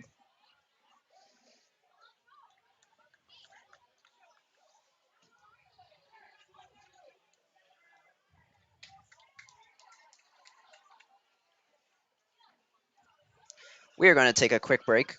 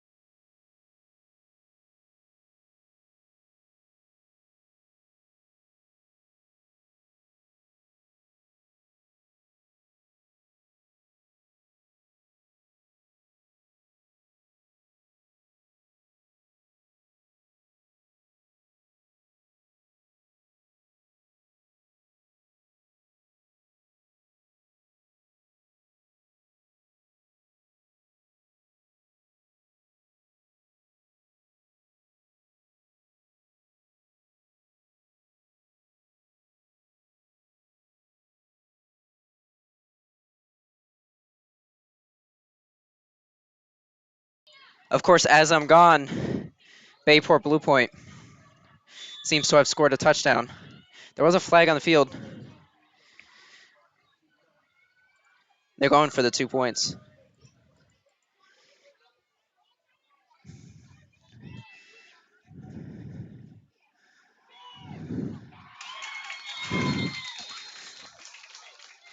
2-point conversion failed, but Bayport Blue Point, of course, as we take a break, scored. I'll try and restate what happened, but it seems like on the kickoff or the play after the kickoff, it was a play after the kickoff. They got a good run through. It seems like the Mount Sinai coaches seem to thought that there was a flag. There was a flag on the field, but it seemed to be against Mount Sinai. But the touchdown stands. It was a long run, about 80 yards.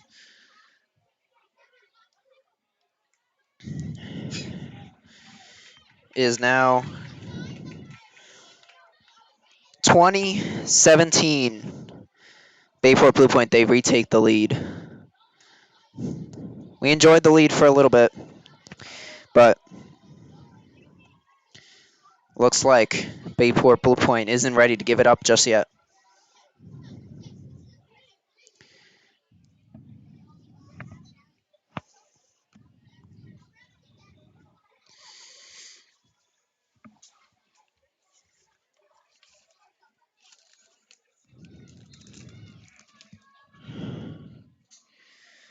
Seven minutes left in the third quarter.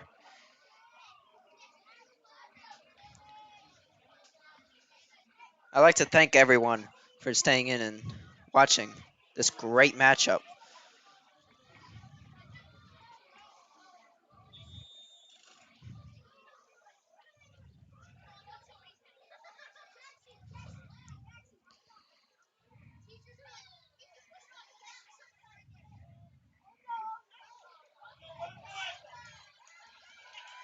Oh, he's getting through.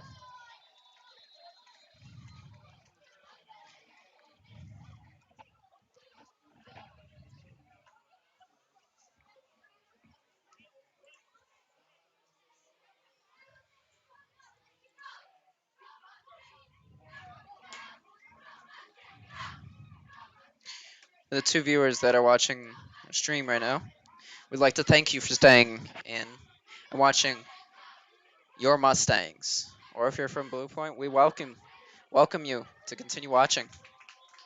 I mean, this is the night for you to watch a comeback like this. Sorry we missed it. Didn't expect that field positioning that they would be able to get that, but you never know, especially with high school football. Here we go. Joey Splina keeps the ball. He's going to get a good amount of yards on this one.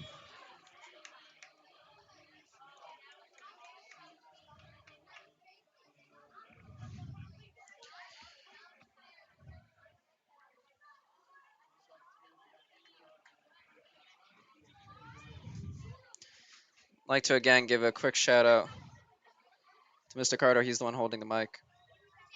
But he's here every game, making sure all of our entire audience knows what's going on. And he's very good at what he does.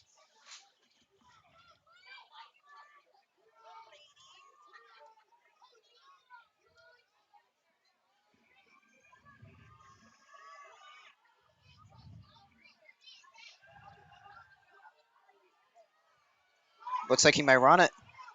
A pass. Incomplete.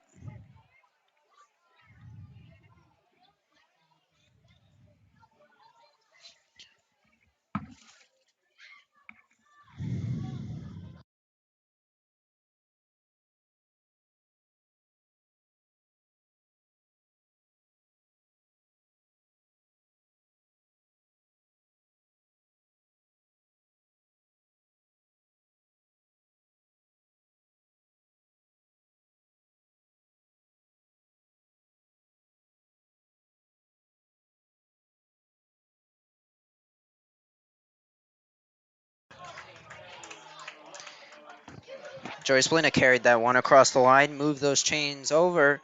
It's a Mount Sinai first down. No one can say first down better than Mr. Cardo. Gets everyone energized. I can't even recreate it. But if you're here and you know what that sounds like, or if you watched our tapes, you can hear the distinct first down Mount Sinai. And that's something you'll never forget if you watch a Mount Sinai football game. Here we go. Oh, Joey Splina breaks through. Gets a good about like 6 yards there. I'm going to say 6, 7 yards on that play. Injured player on the field.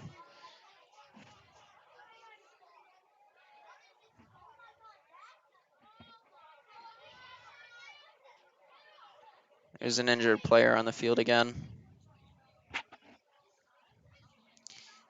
Bench taking a knee.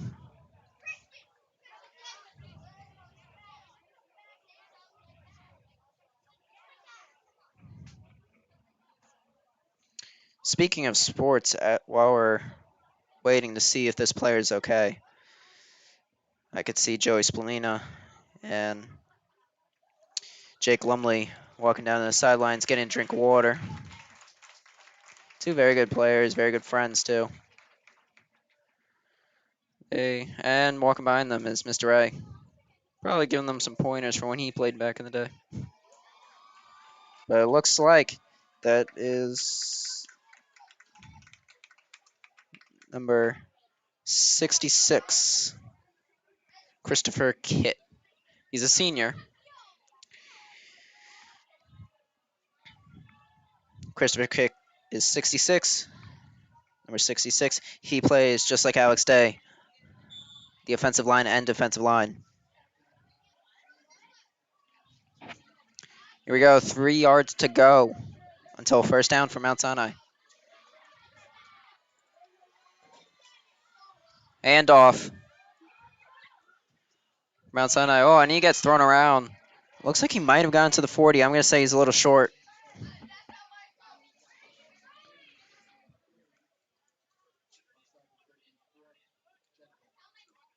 Third down, Mount Sinai.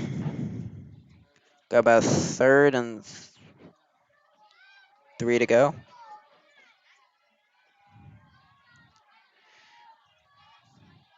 Looks like Christopher Kitt might not come back into the game.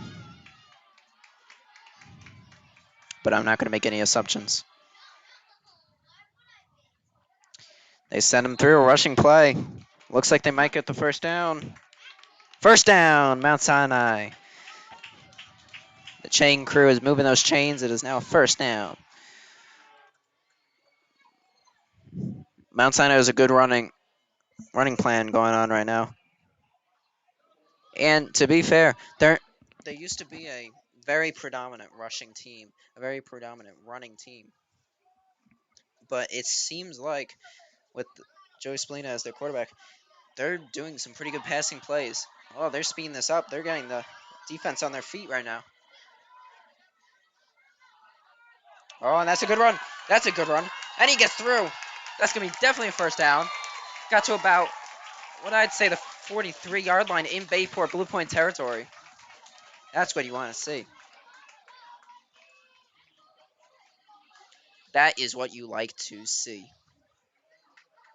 That's Mount Sinai's rushing plays for you. They will keep the opposing defense on their feet, ready to go. The Mount Sinai cheer squad cheering on the Mount Sinai offense. But to be fair, even it's great having the cheer squad out there, but this crowd is so riled up. The student section is the most packed. There's a handoff. Oh, and that looks like it might be false start. Flag against Mount Sinai. They're gonna lose yards on that play.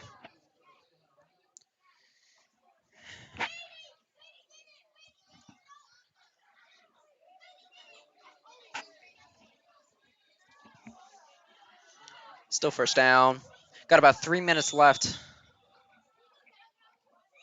3 minutes left in the third quarter. This quarter has been very intense. Both teams pulling the lengths to try and make. Here we go. Handed off by Mount Sinai. Couldn't make up the yardage on the penalty. But, oh, there's a flag on the field. Refs are going to converge. Looks like it's against Bayport Blue Point.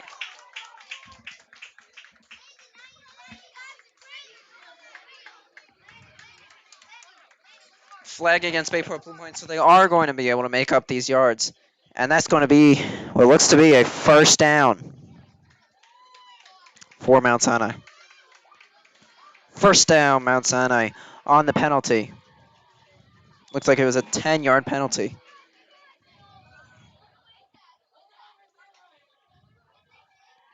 They are now in scoring range of a field goal, but that's not what Mount Sinai is about. Even though they did score that field goal in the beginning, they were just trying to secure that they had a little bit of leverage to work with, especially in a situation like this.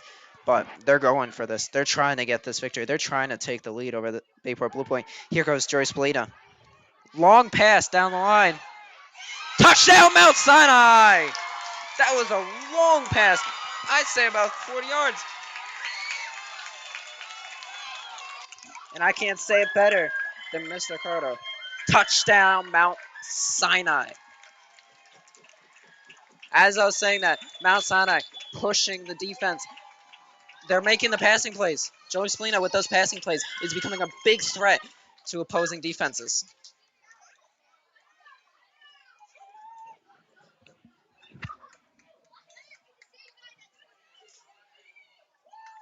And Joey Splina is a player going to college for lacrosse, so that just tells you he is an all-around athlete.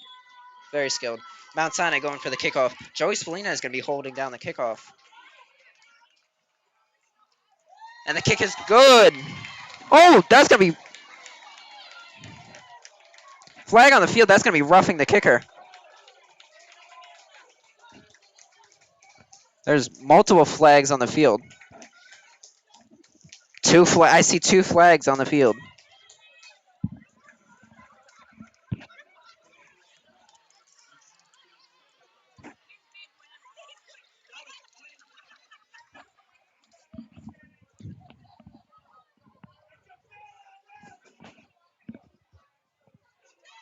Is that against Mount Sinai? That's against Mount Sinai.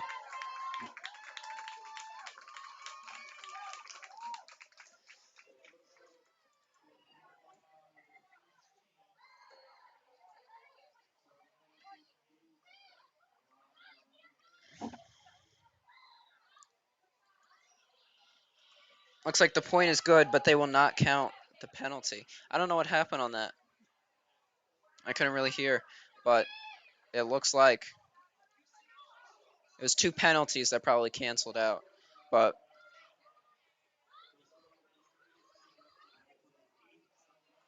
the scoreboard still shows.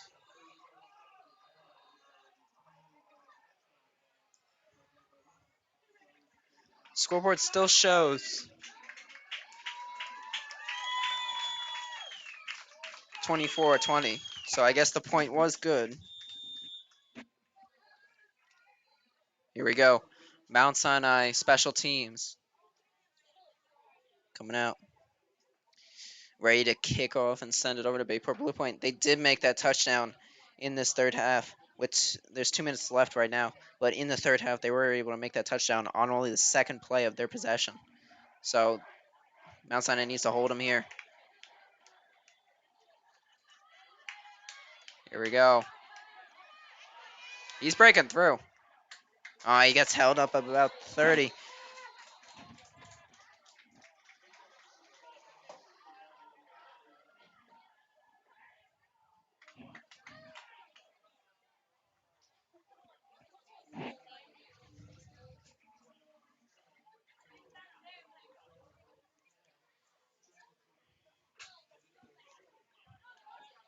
So Mount Sinai takes the lead by 4, 24-20.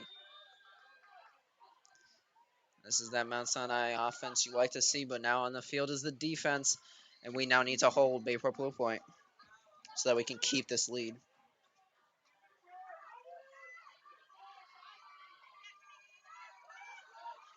Looks like a passing play.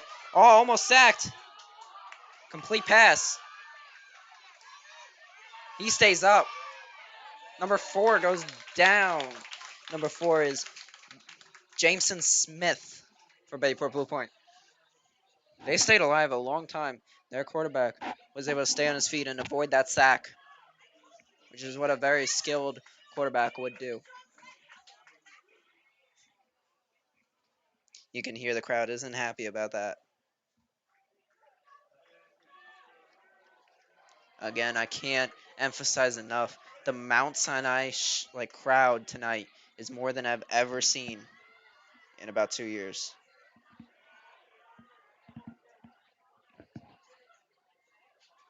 Rushing play by Bayport Blue Point.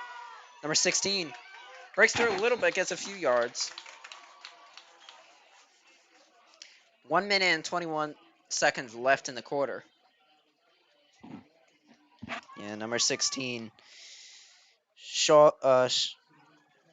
Number 16, Brady Clark.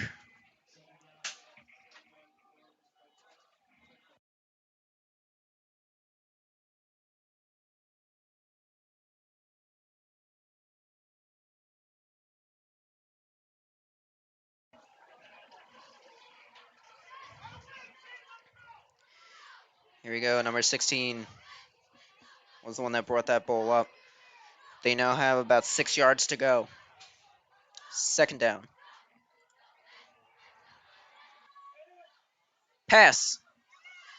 Complete. He's getting through.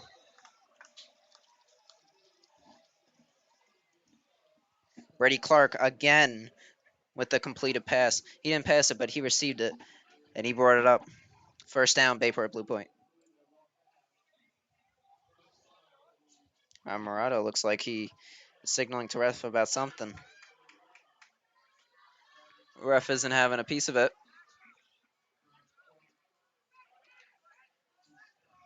Mr. Amarato, the head coach, he looks like he's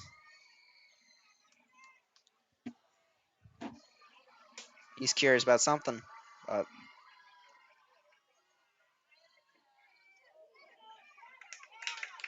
Sacked behind the line. I wouldn't say sacked, but held up.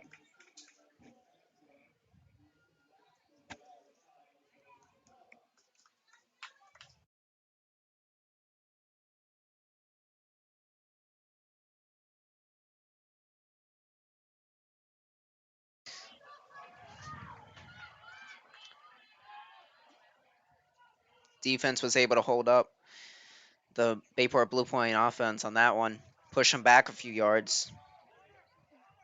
But it looks like they're still going to have to go about 10 yards. That's the end of the quarter.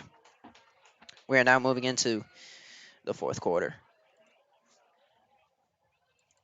The final quarter of the game kicks off. Mount Sinai leads 24-20. This is a close game. This is a one-touchdown game. Maybe even, I mean, it's too far apart for a kick, but still, it's that close. It's 4 points. It's the closest it's been all game. You couldn't have asked for a better game. I mean, this is a rivalry. We are normally neck and neck with Shoreham Rain River, and they're still a formidable team. But Bayport Blue Point is proving tonight that they are a tough team to beat. And Mount Sinai seems to be working them out, pushing through with their defense and holding them with their offense. Let's see if they can not what did I just say? Pushing them with their offense, holding them with their defense. And look, that defense has to hold them up tonight.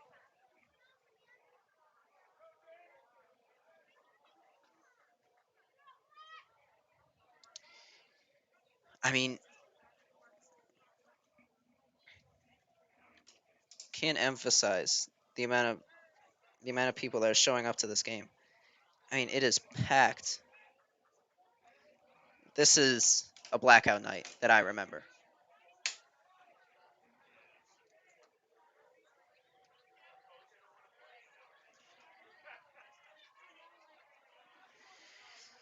Blackout night is held every year. It's the first home game of the year. We don't do homecoming for the first day of the year because of logistics. And as you heard from JP, there's a lot of going into homecoming and a lot of going into Spear Week. So it's not always the first game of the year, but it's still an amazing, amazing game, an amazing week to be at Mount Sinai High School. Even if you're not a high schooler, can't admit homecoming isn't amazing. If you're a Colts, you walk out in that parade, that homecoming parade.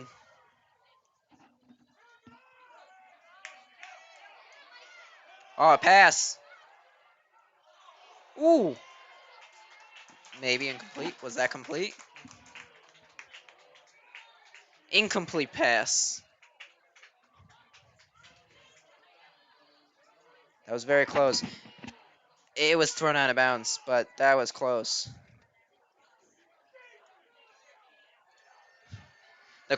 Someone in the crowd is yelling, "Make some noise!" It looks like that might be the coach.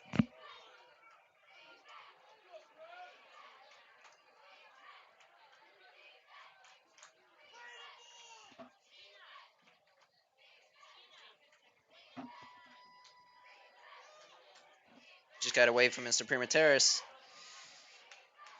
We couldn't have thanked him enough. He's helped us out so much. This live stream tonight wouldn't be possible without him. Incomplete pass. That was close. Could have been either 2 in goal or could have been a touchdown. So that is good coverage by Mount Sinai defense.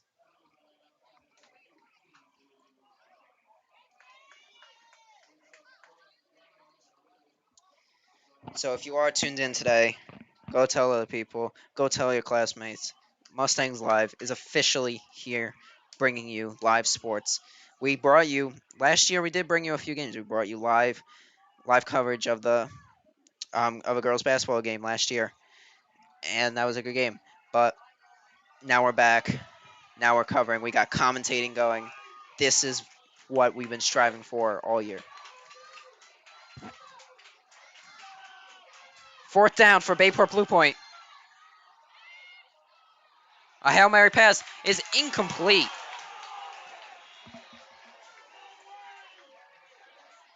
Is there a flag? There is a flag on the play. The crowd is in shock. But that ref had a better eye than us.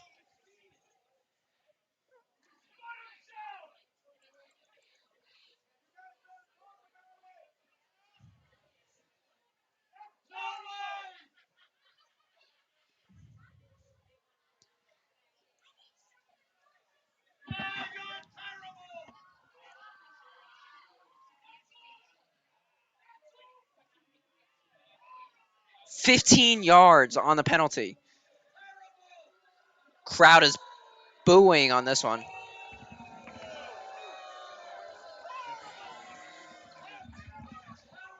The crowd is not happy about that. I hear the crowd saying, calling it terrible, but ref had a better vantage point, so I can't speak for the ref. I didn't see the call. I didn't see the incident, but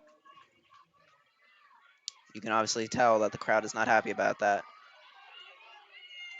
Another shot for Bayport Blue Point on 4 downs. And they hold them back. The Mount Sinai defense claiming what is theirs.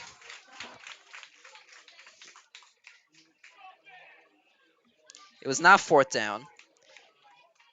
It is now 2nd down. But, yeah, 2nd down. This.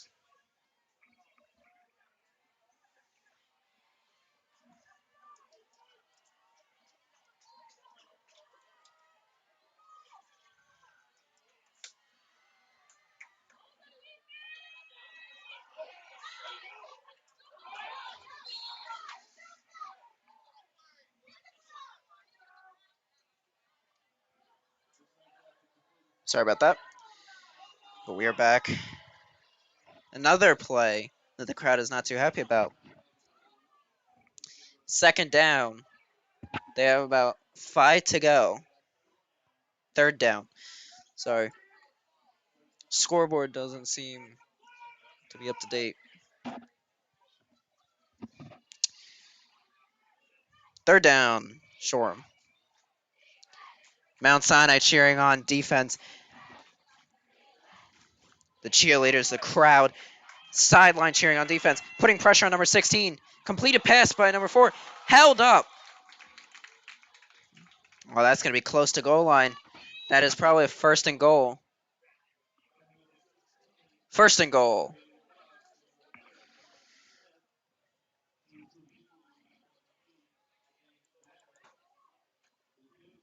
This is scoring position for Shoreham River. This is this is a big moment for Mount Sinai's defense to prove that they can hold them. The odds that they're going to stop them, though, are very slim. It's first and down, and what looks to be about 4 yards to go. This is not looking good for Mount Sinai.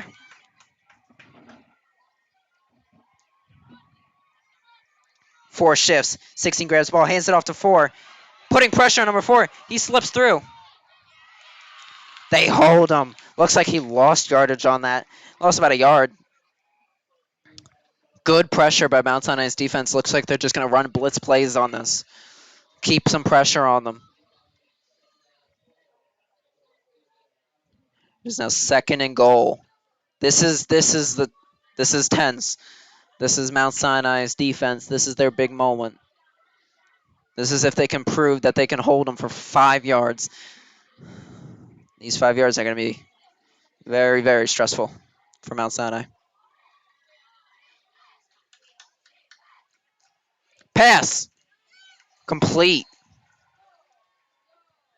Oh, that's going to be close. That's either going to be a yard or inches. That looks like a yard. Ooh. That's a yard and goal. Third down. Mount Sinai really has to put the brakes on them right here. Putting up a roadblock. They have to put a roadblock right now on the Shoreham River offense. 16 is playing a predominant role in these advances. They're pushing. Touchdown, Bayport Blue Point. This, as I said, this is a very difficult spot for Mount Sinai to be in.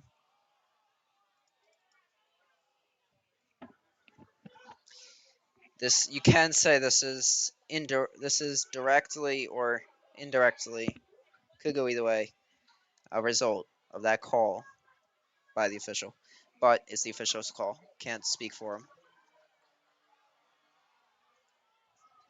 Mount Sinai isn't too happy about it. It's now 26-24. They're going to kick for the point. Number 11 for Shoreham River. Not Shoreham River. Bayport Blue Point. The kick is not good. Holding them back. They are in. Mount Sinai, if they can get a field goal, can take back the lead with 8 minutes and 27 seconds left on the clock in the fourth quarter. This is a winnable game for Mount Sinai. They just need to put hard defense on them. But then there is the threat that if they do kick a field goal, Bayport Blue Point is going to get that ball back. I feel like I was saying Shoreham for a long time. It's just Mount Sinai's longtime rivalry is Shoreham. But now it looks like, from what I've heard, Bayport Blue Point is proving that they are a worthy adversary. Blackout Night couldn't have turned out better. But the icing on the cake is if Mount Sinai can pull this win off. First home game of the year.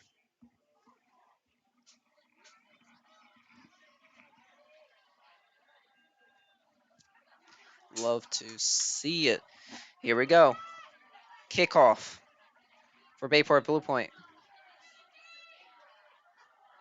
Again, this is a 2-point difference, so field goal is on the table to take back the lead on this. But again, you don't want to give Bayport Blue Point that ball back right after that. That is a last resort because that is an easy point, easy lead that Bayport Blue Point can take back. As they proved, they've taken it back multiple times. Here we go, the return by Mount Sinai. Oh, he's getting far. About the 30-yard line.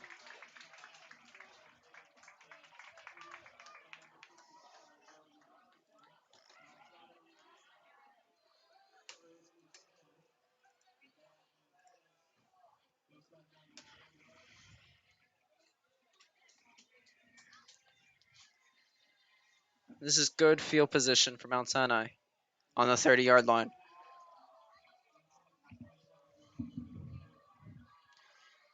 And Mount Sinai has a great running game, great passing game. They're going to use those tools that they have on their belt and try and move this ball up and move those chains along until they get to that goal line. Let's see it, Mount Sinai. Here we go. Pushing through the middle. Gets a few yards on that. Joey Spalina brings that in.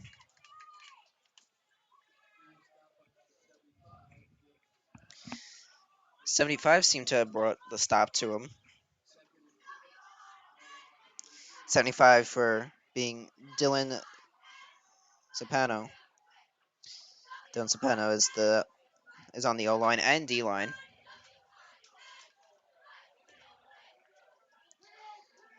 Here we go, Mount Sinai. Second down, Mount Sinai. Joey Spalina looking for the pass. Gets around that sack.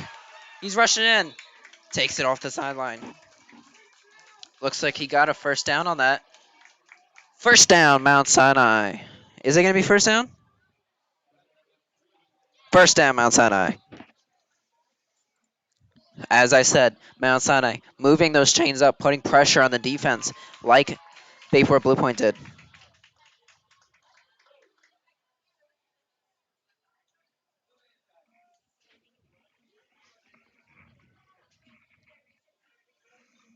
Seven minutes and 31 seconds left in the fourth quarter.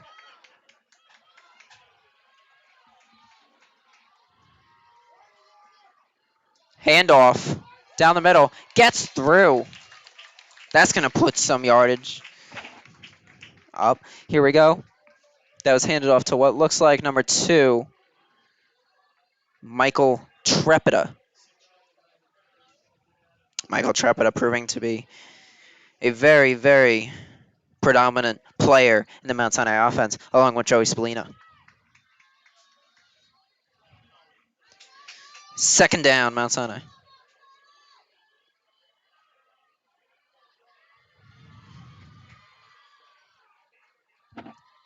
Here we go. Pushing through. Gets around. There we go. That's going to get some yardage. They call him out at about the 43-yard line.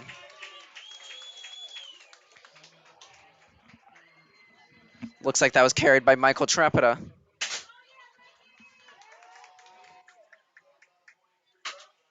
They're at the 43-yard line. 26-24, Bayport Blue Point. Mount Sinai is putting some pressure on that Bayport Blue Point defense.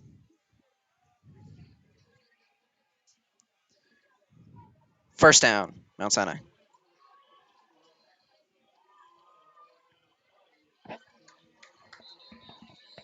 Oh, refs call the play. Timeout.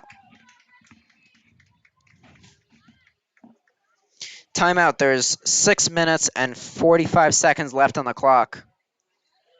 First down, Mount Sinai. They got 2-point difference behind Bayport Blue Point.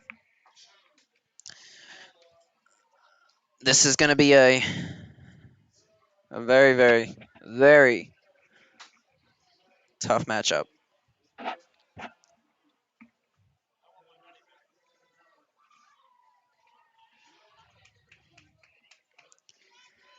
Just going to pan over and show you the hard crew that is working the booth next to me, including Mr. Cardo, who has been to almost every game, commentates for us.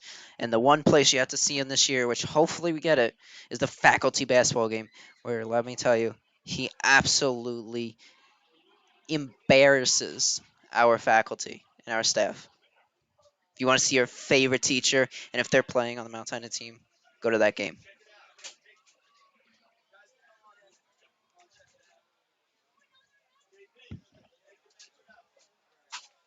Mount Sinai looks to be on the 43-yard line.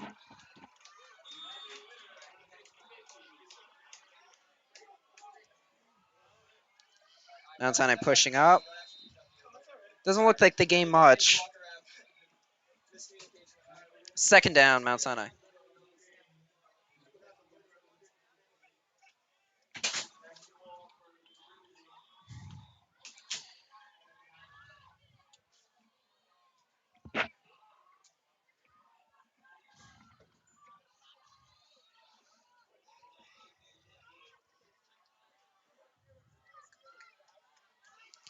This is a very close game for Blackout Night. Couldn't have asked for a better night, especially to start a live stream off with. Here we go. Joey Spallina, bring it down. Gets through. Oh, taken down just before the first down.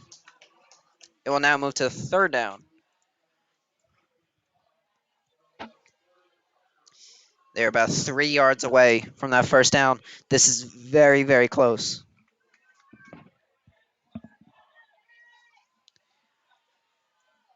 They're 33 yards away from 35 yards away from the goal line. Good kicking distance, but Mount Sinai is going to put that pressure on with the third down. Here we go. Joe Spallina rushing through, trying to get that first down. Looks like he was held up. Joe Spallina was stopped, bringing a fourth down. Now this is where you got to question. This is good field placement for Mount Sinai. But if they kick, Bayport Blue Point will probably be at the 30-35, if not shorter. So they're probably going to go for it. They need those points. They don't want to turn it over to Bayport Blue Point, but that kick could mean the difference. No, it looks like they're going to go for it with fourth down. 40. Here we go. Handoff. There we go. That's first down for Mount Sinai. A great pass by Joey Spallina while being hung up. First down, Mount Sinai. You love to see it. First down, Mount Sinai.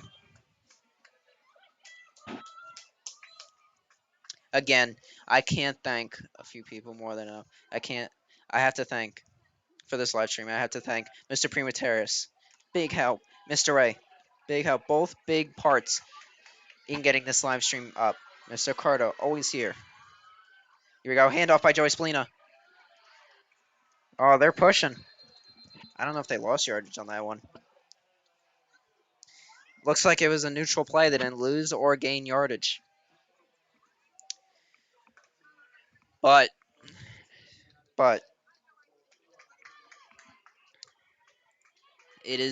they did lose it down on that one.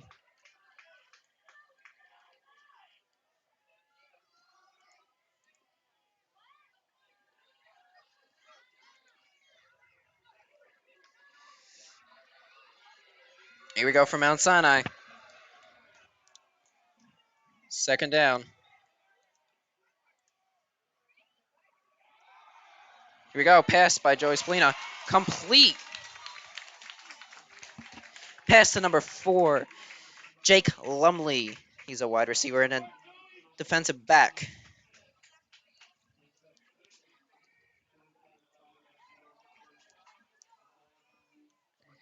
Jake Lumley is in 12th grade.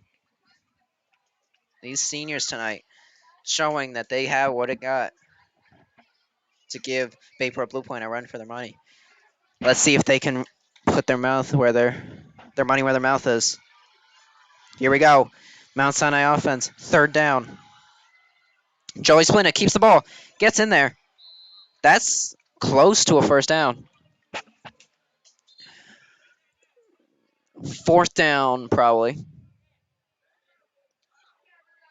Yep, fourth down for Mount Sinai.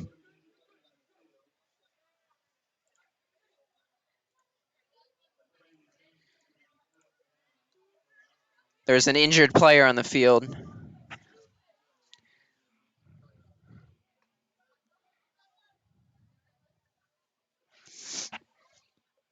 It's nice to see the sportsmanship out here tonight. There's Joey Spallina. Over there you got number 5, Joseph Sabella, who also has made an impact in this game.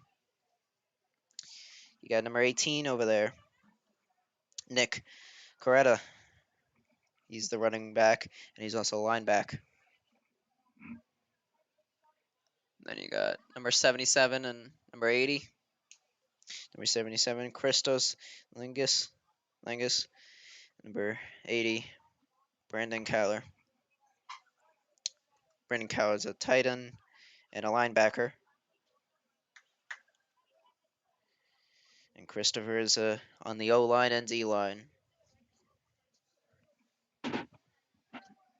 Paramedics are still staying over on the sideline, so it doesn't look like it's a bad injury. It's nice to see the sportsmanship, though. Yeah, the entire Bayport Blue Point bench taking a knee. This is what high school sports are about. Sportsmanship, sportsmanship, sportsmanship.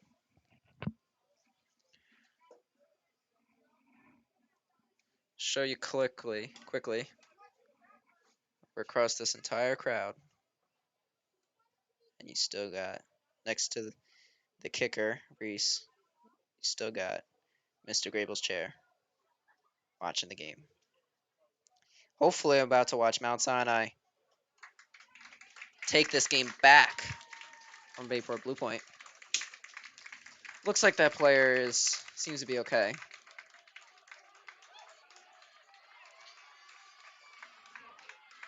Three minutes and 30 seconds left on the clock. Still down by 2. Fourth down for the Mount Sinai Mustangs. They got about a yard or 2 to go. 2 yards, it looks like. This is very doable for the Mount Sinai offense if Joey Splina or Michael Trepida takes it up the line, does some sort of rushing play, puts the pressure on their defense, on their D-line.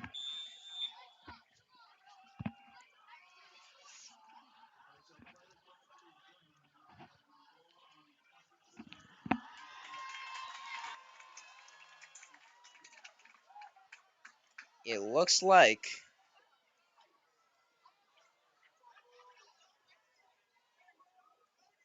fourth down and 2 to go.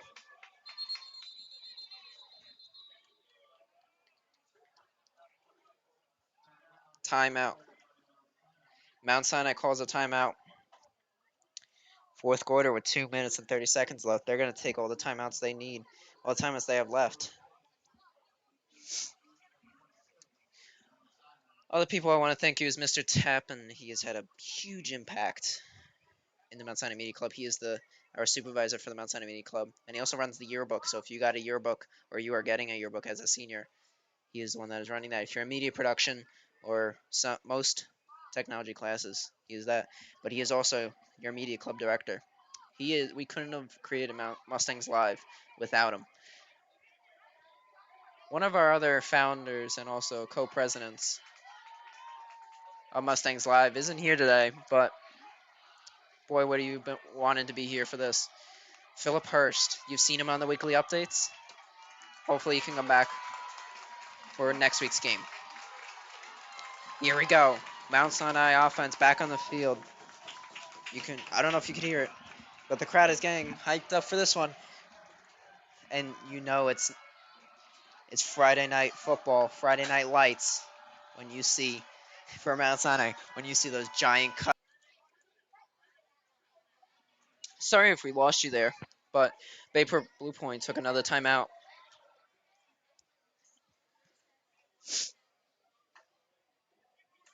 Gotta tell you, watching the game from this booth up here, best view in the house. What's even better is being on top of this booth. Watching the game up there, it's like I've been up there for 3 years now. Ever since Mustangs Live started, we've been up there covering the games for you guys, letting you know on what's going on in Mount Sinai Middle School. And our big goal is to work with the student bodies, work with Mr. Corrado and his class officers to try and get you more connected with the school and what's going on. Here we go. Fourth down. 2 yards to go. This is a big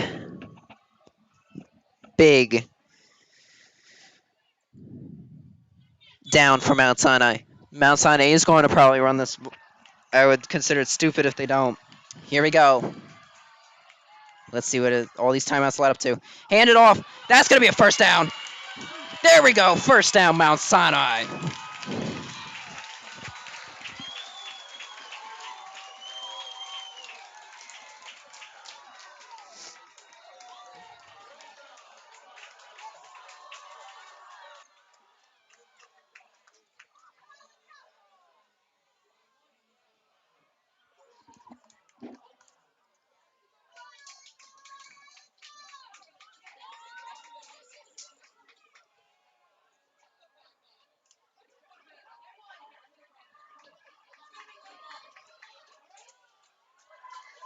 Here we go.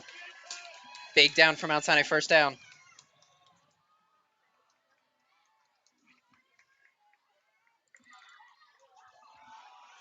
Here we go. Oh, he got held up. Second down.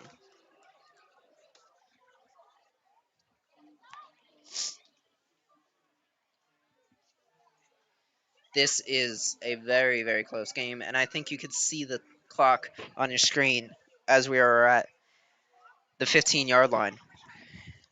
Got about 1 minute and 35 seconds left.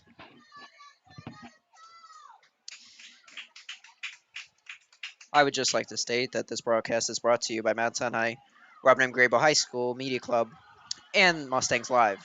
You cannot rebroadcast this in any way. Here we go. Big run. Gets around. Keeps going. Pushes through. Gets a few yards on that play. Bringing up third down.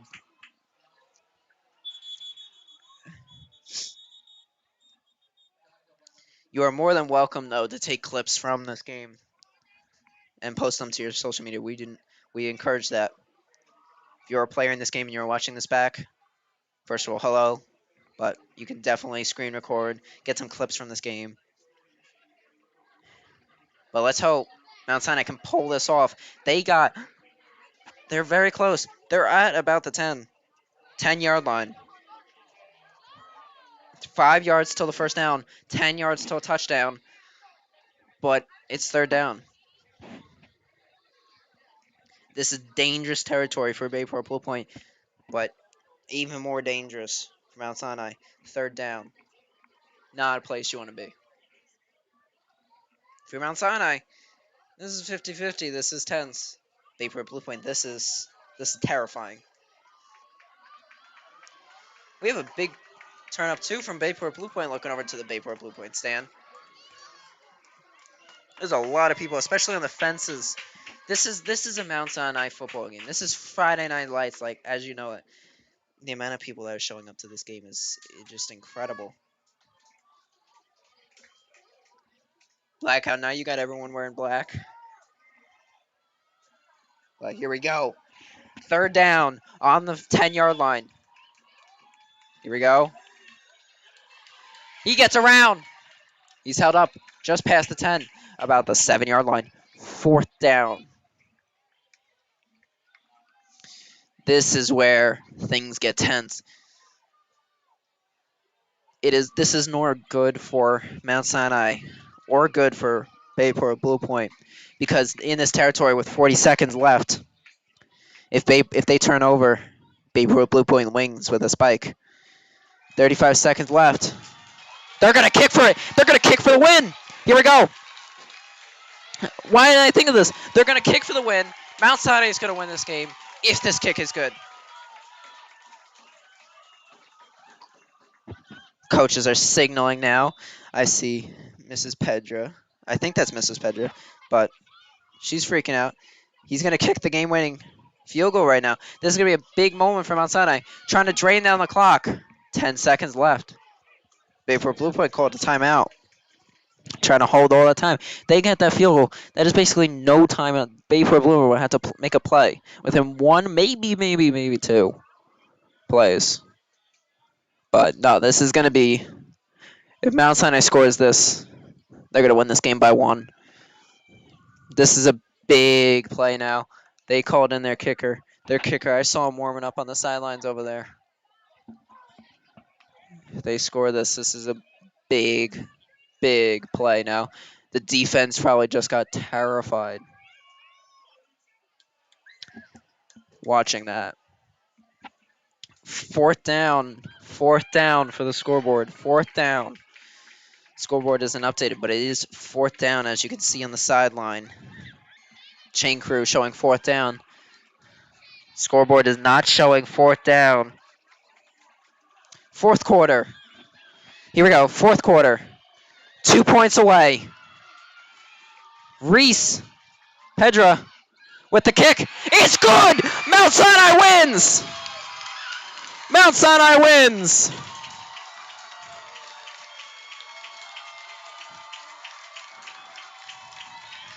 Number 21, Verissimo Pedra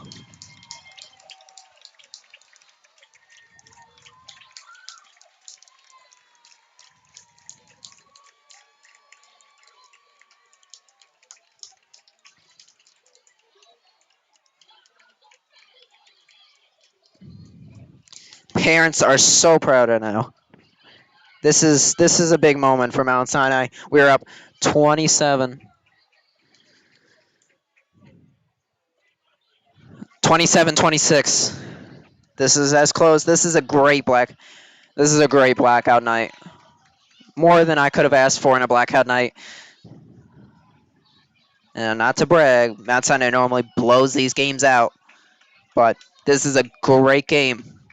Down to the wire. 11 seconds left. Verissimo, your game-winning kicker, is going to kick off. And they're going to run the time. Here we go. 11 seconds left.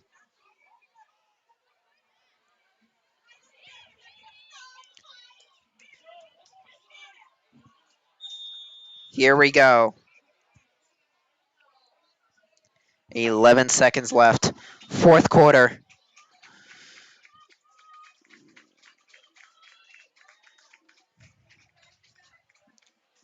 This is it. Verissimo sets up for the kick. Mount Sinai. Mount Sinai's bench gets ready. Squib kick. Here we go. Hold him. There you go. And that runs the game. And that is the game. Is it the game? Clock is broken. So there's a few bulbs out on the clock. So I can't tell. But looks like this will be the last play of the game.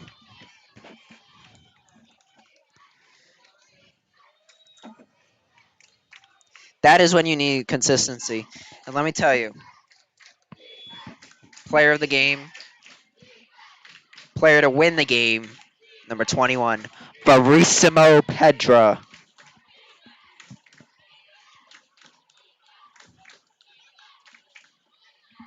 Here we go.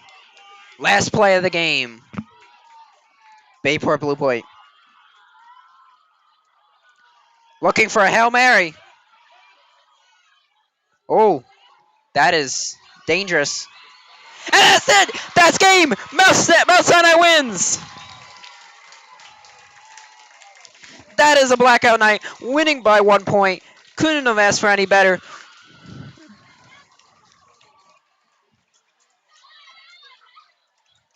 That is Mount Sinai football. That is Friday night lights. That's blackout night for you. You gotta owe it though. Big players in this game: Joey Spallino, Michael Trapita, and of course Verissimo Pedra.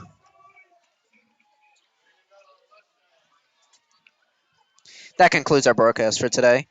We thank you so much for tuning in for Friday Night Lights Blackout Night. We hope to join you again next week and this week. We have a few broadcasts coming up. Stay tuned on our Instagram for highlights. And again, go Mustangs.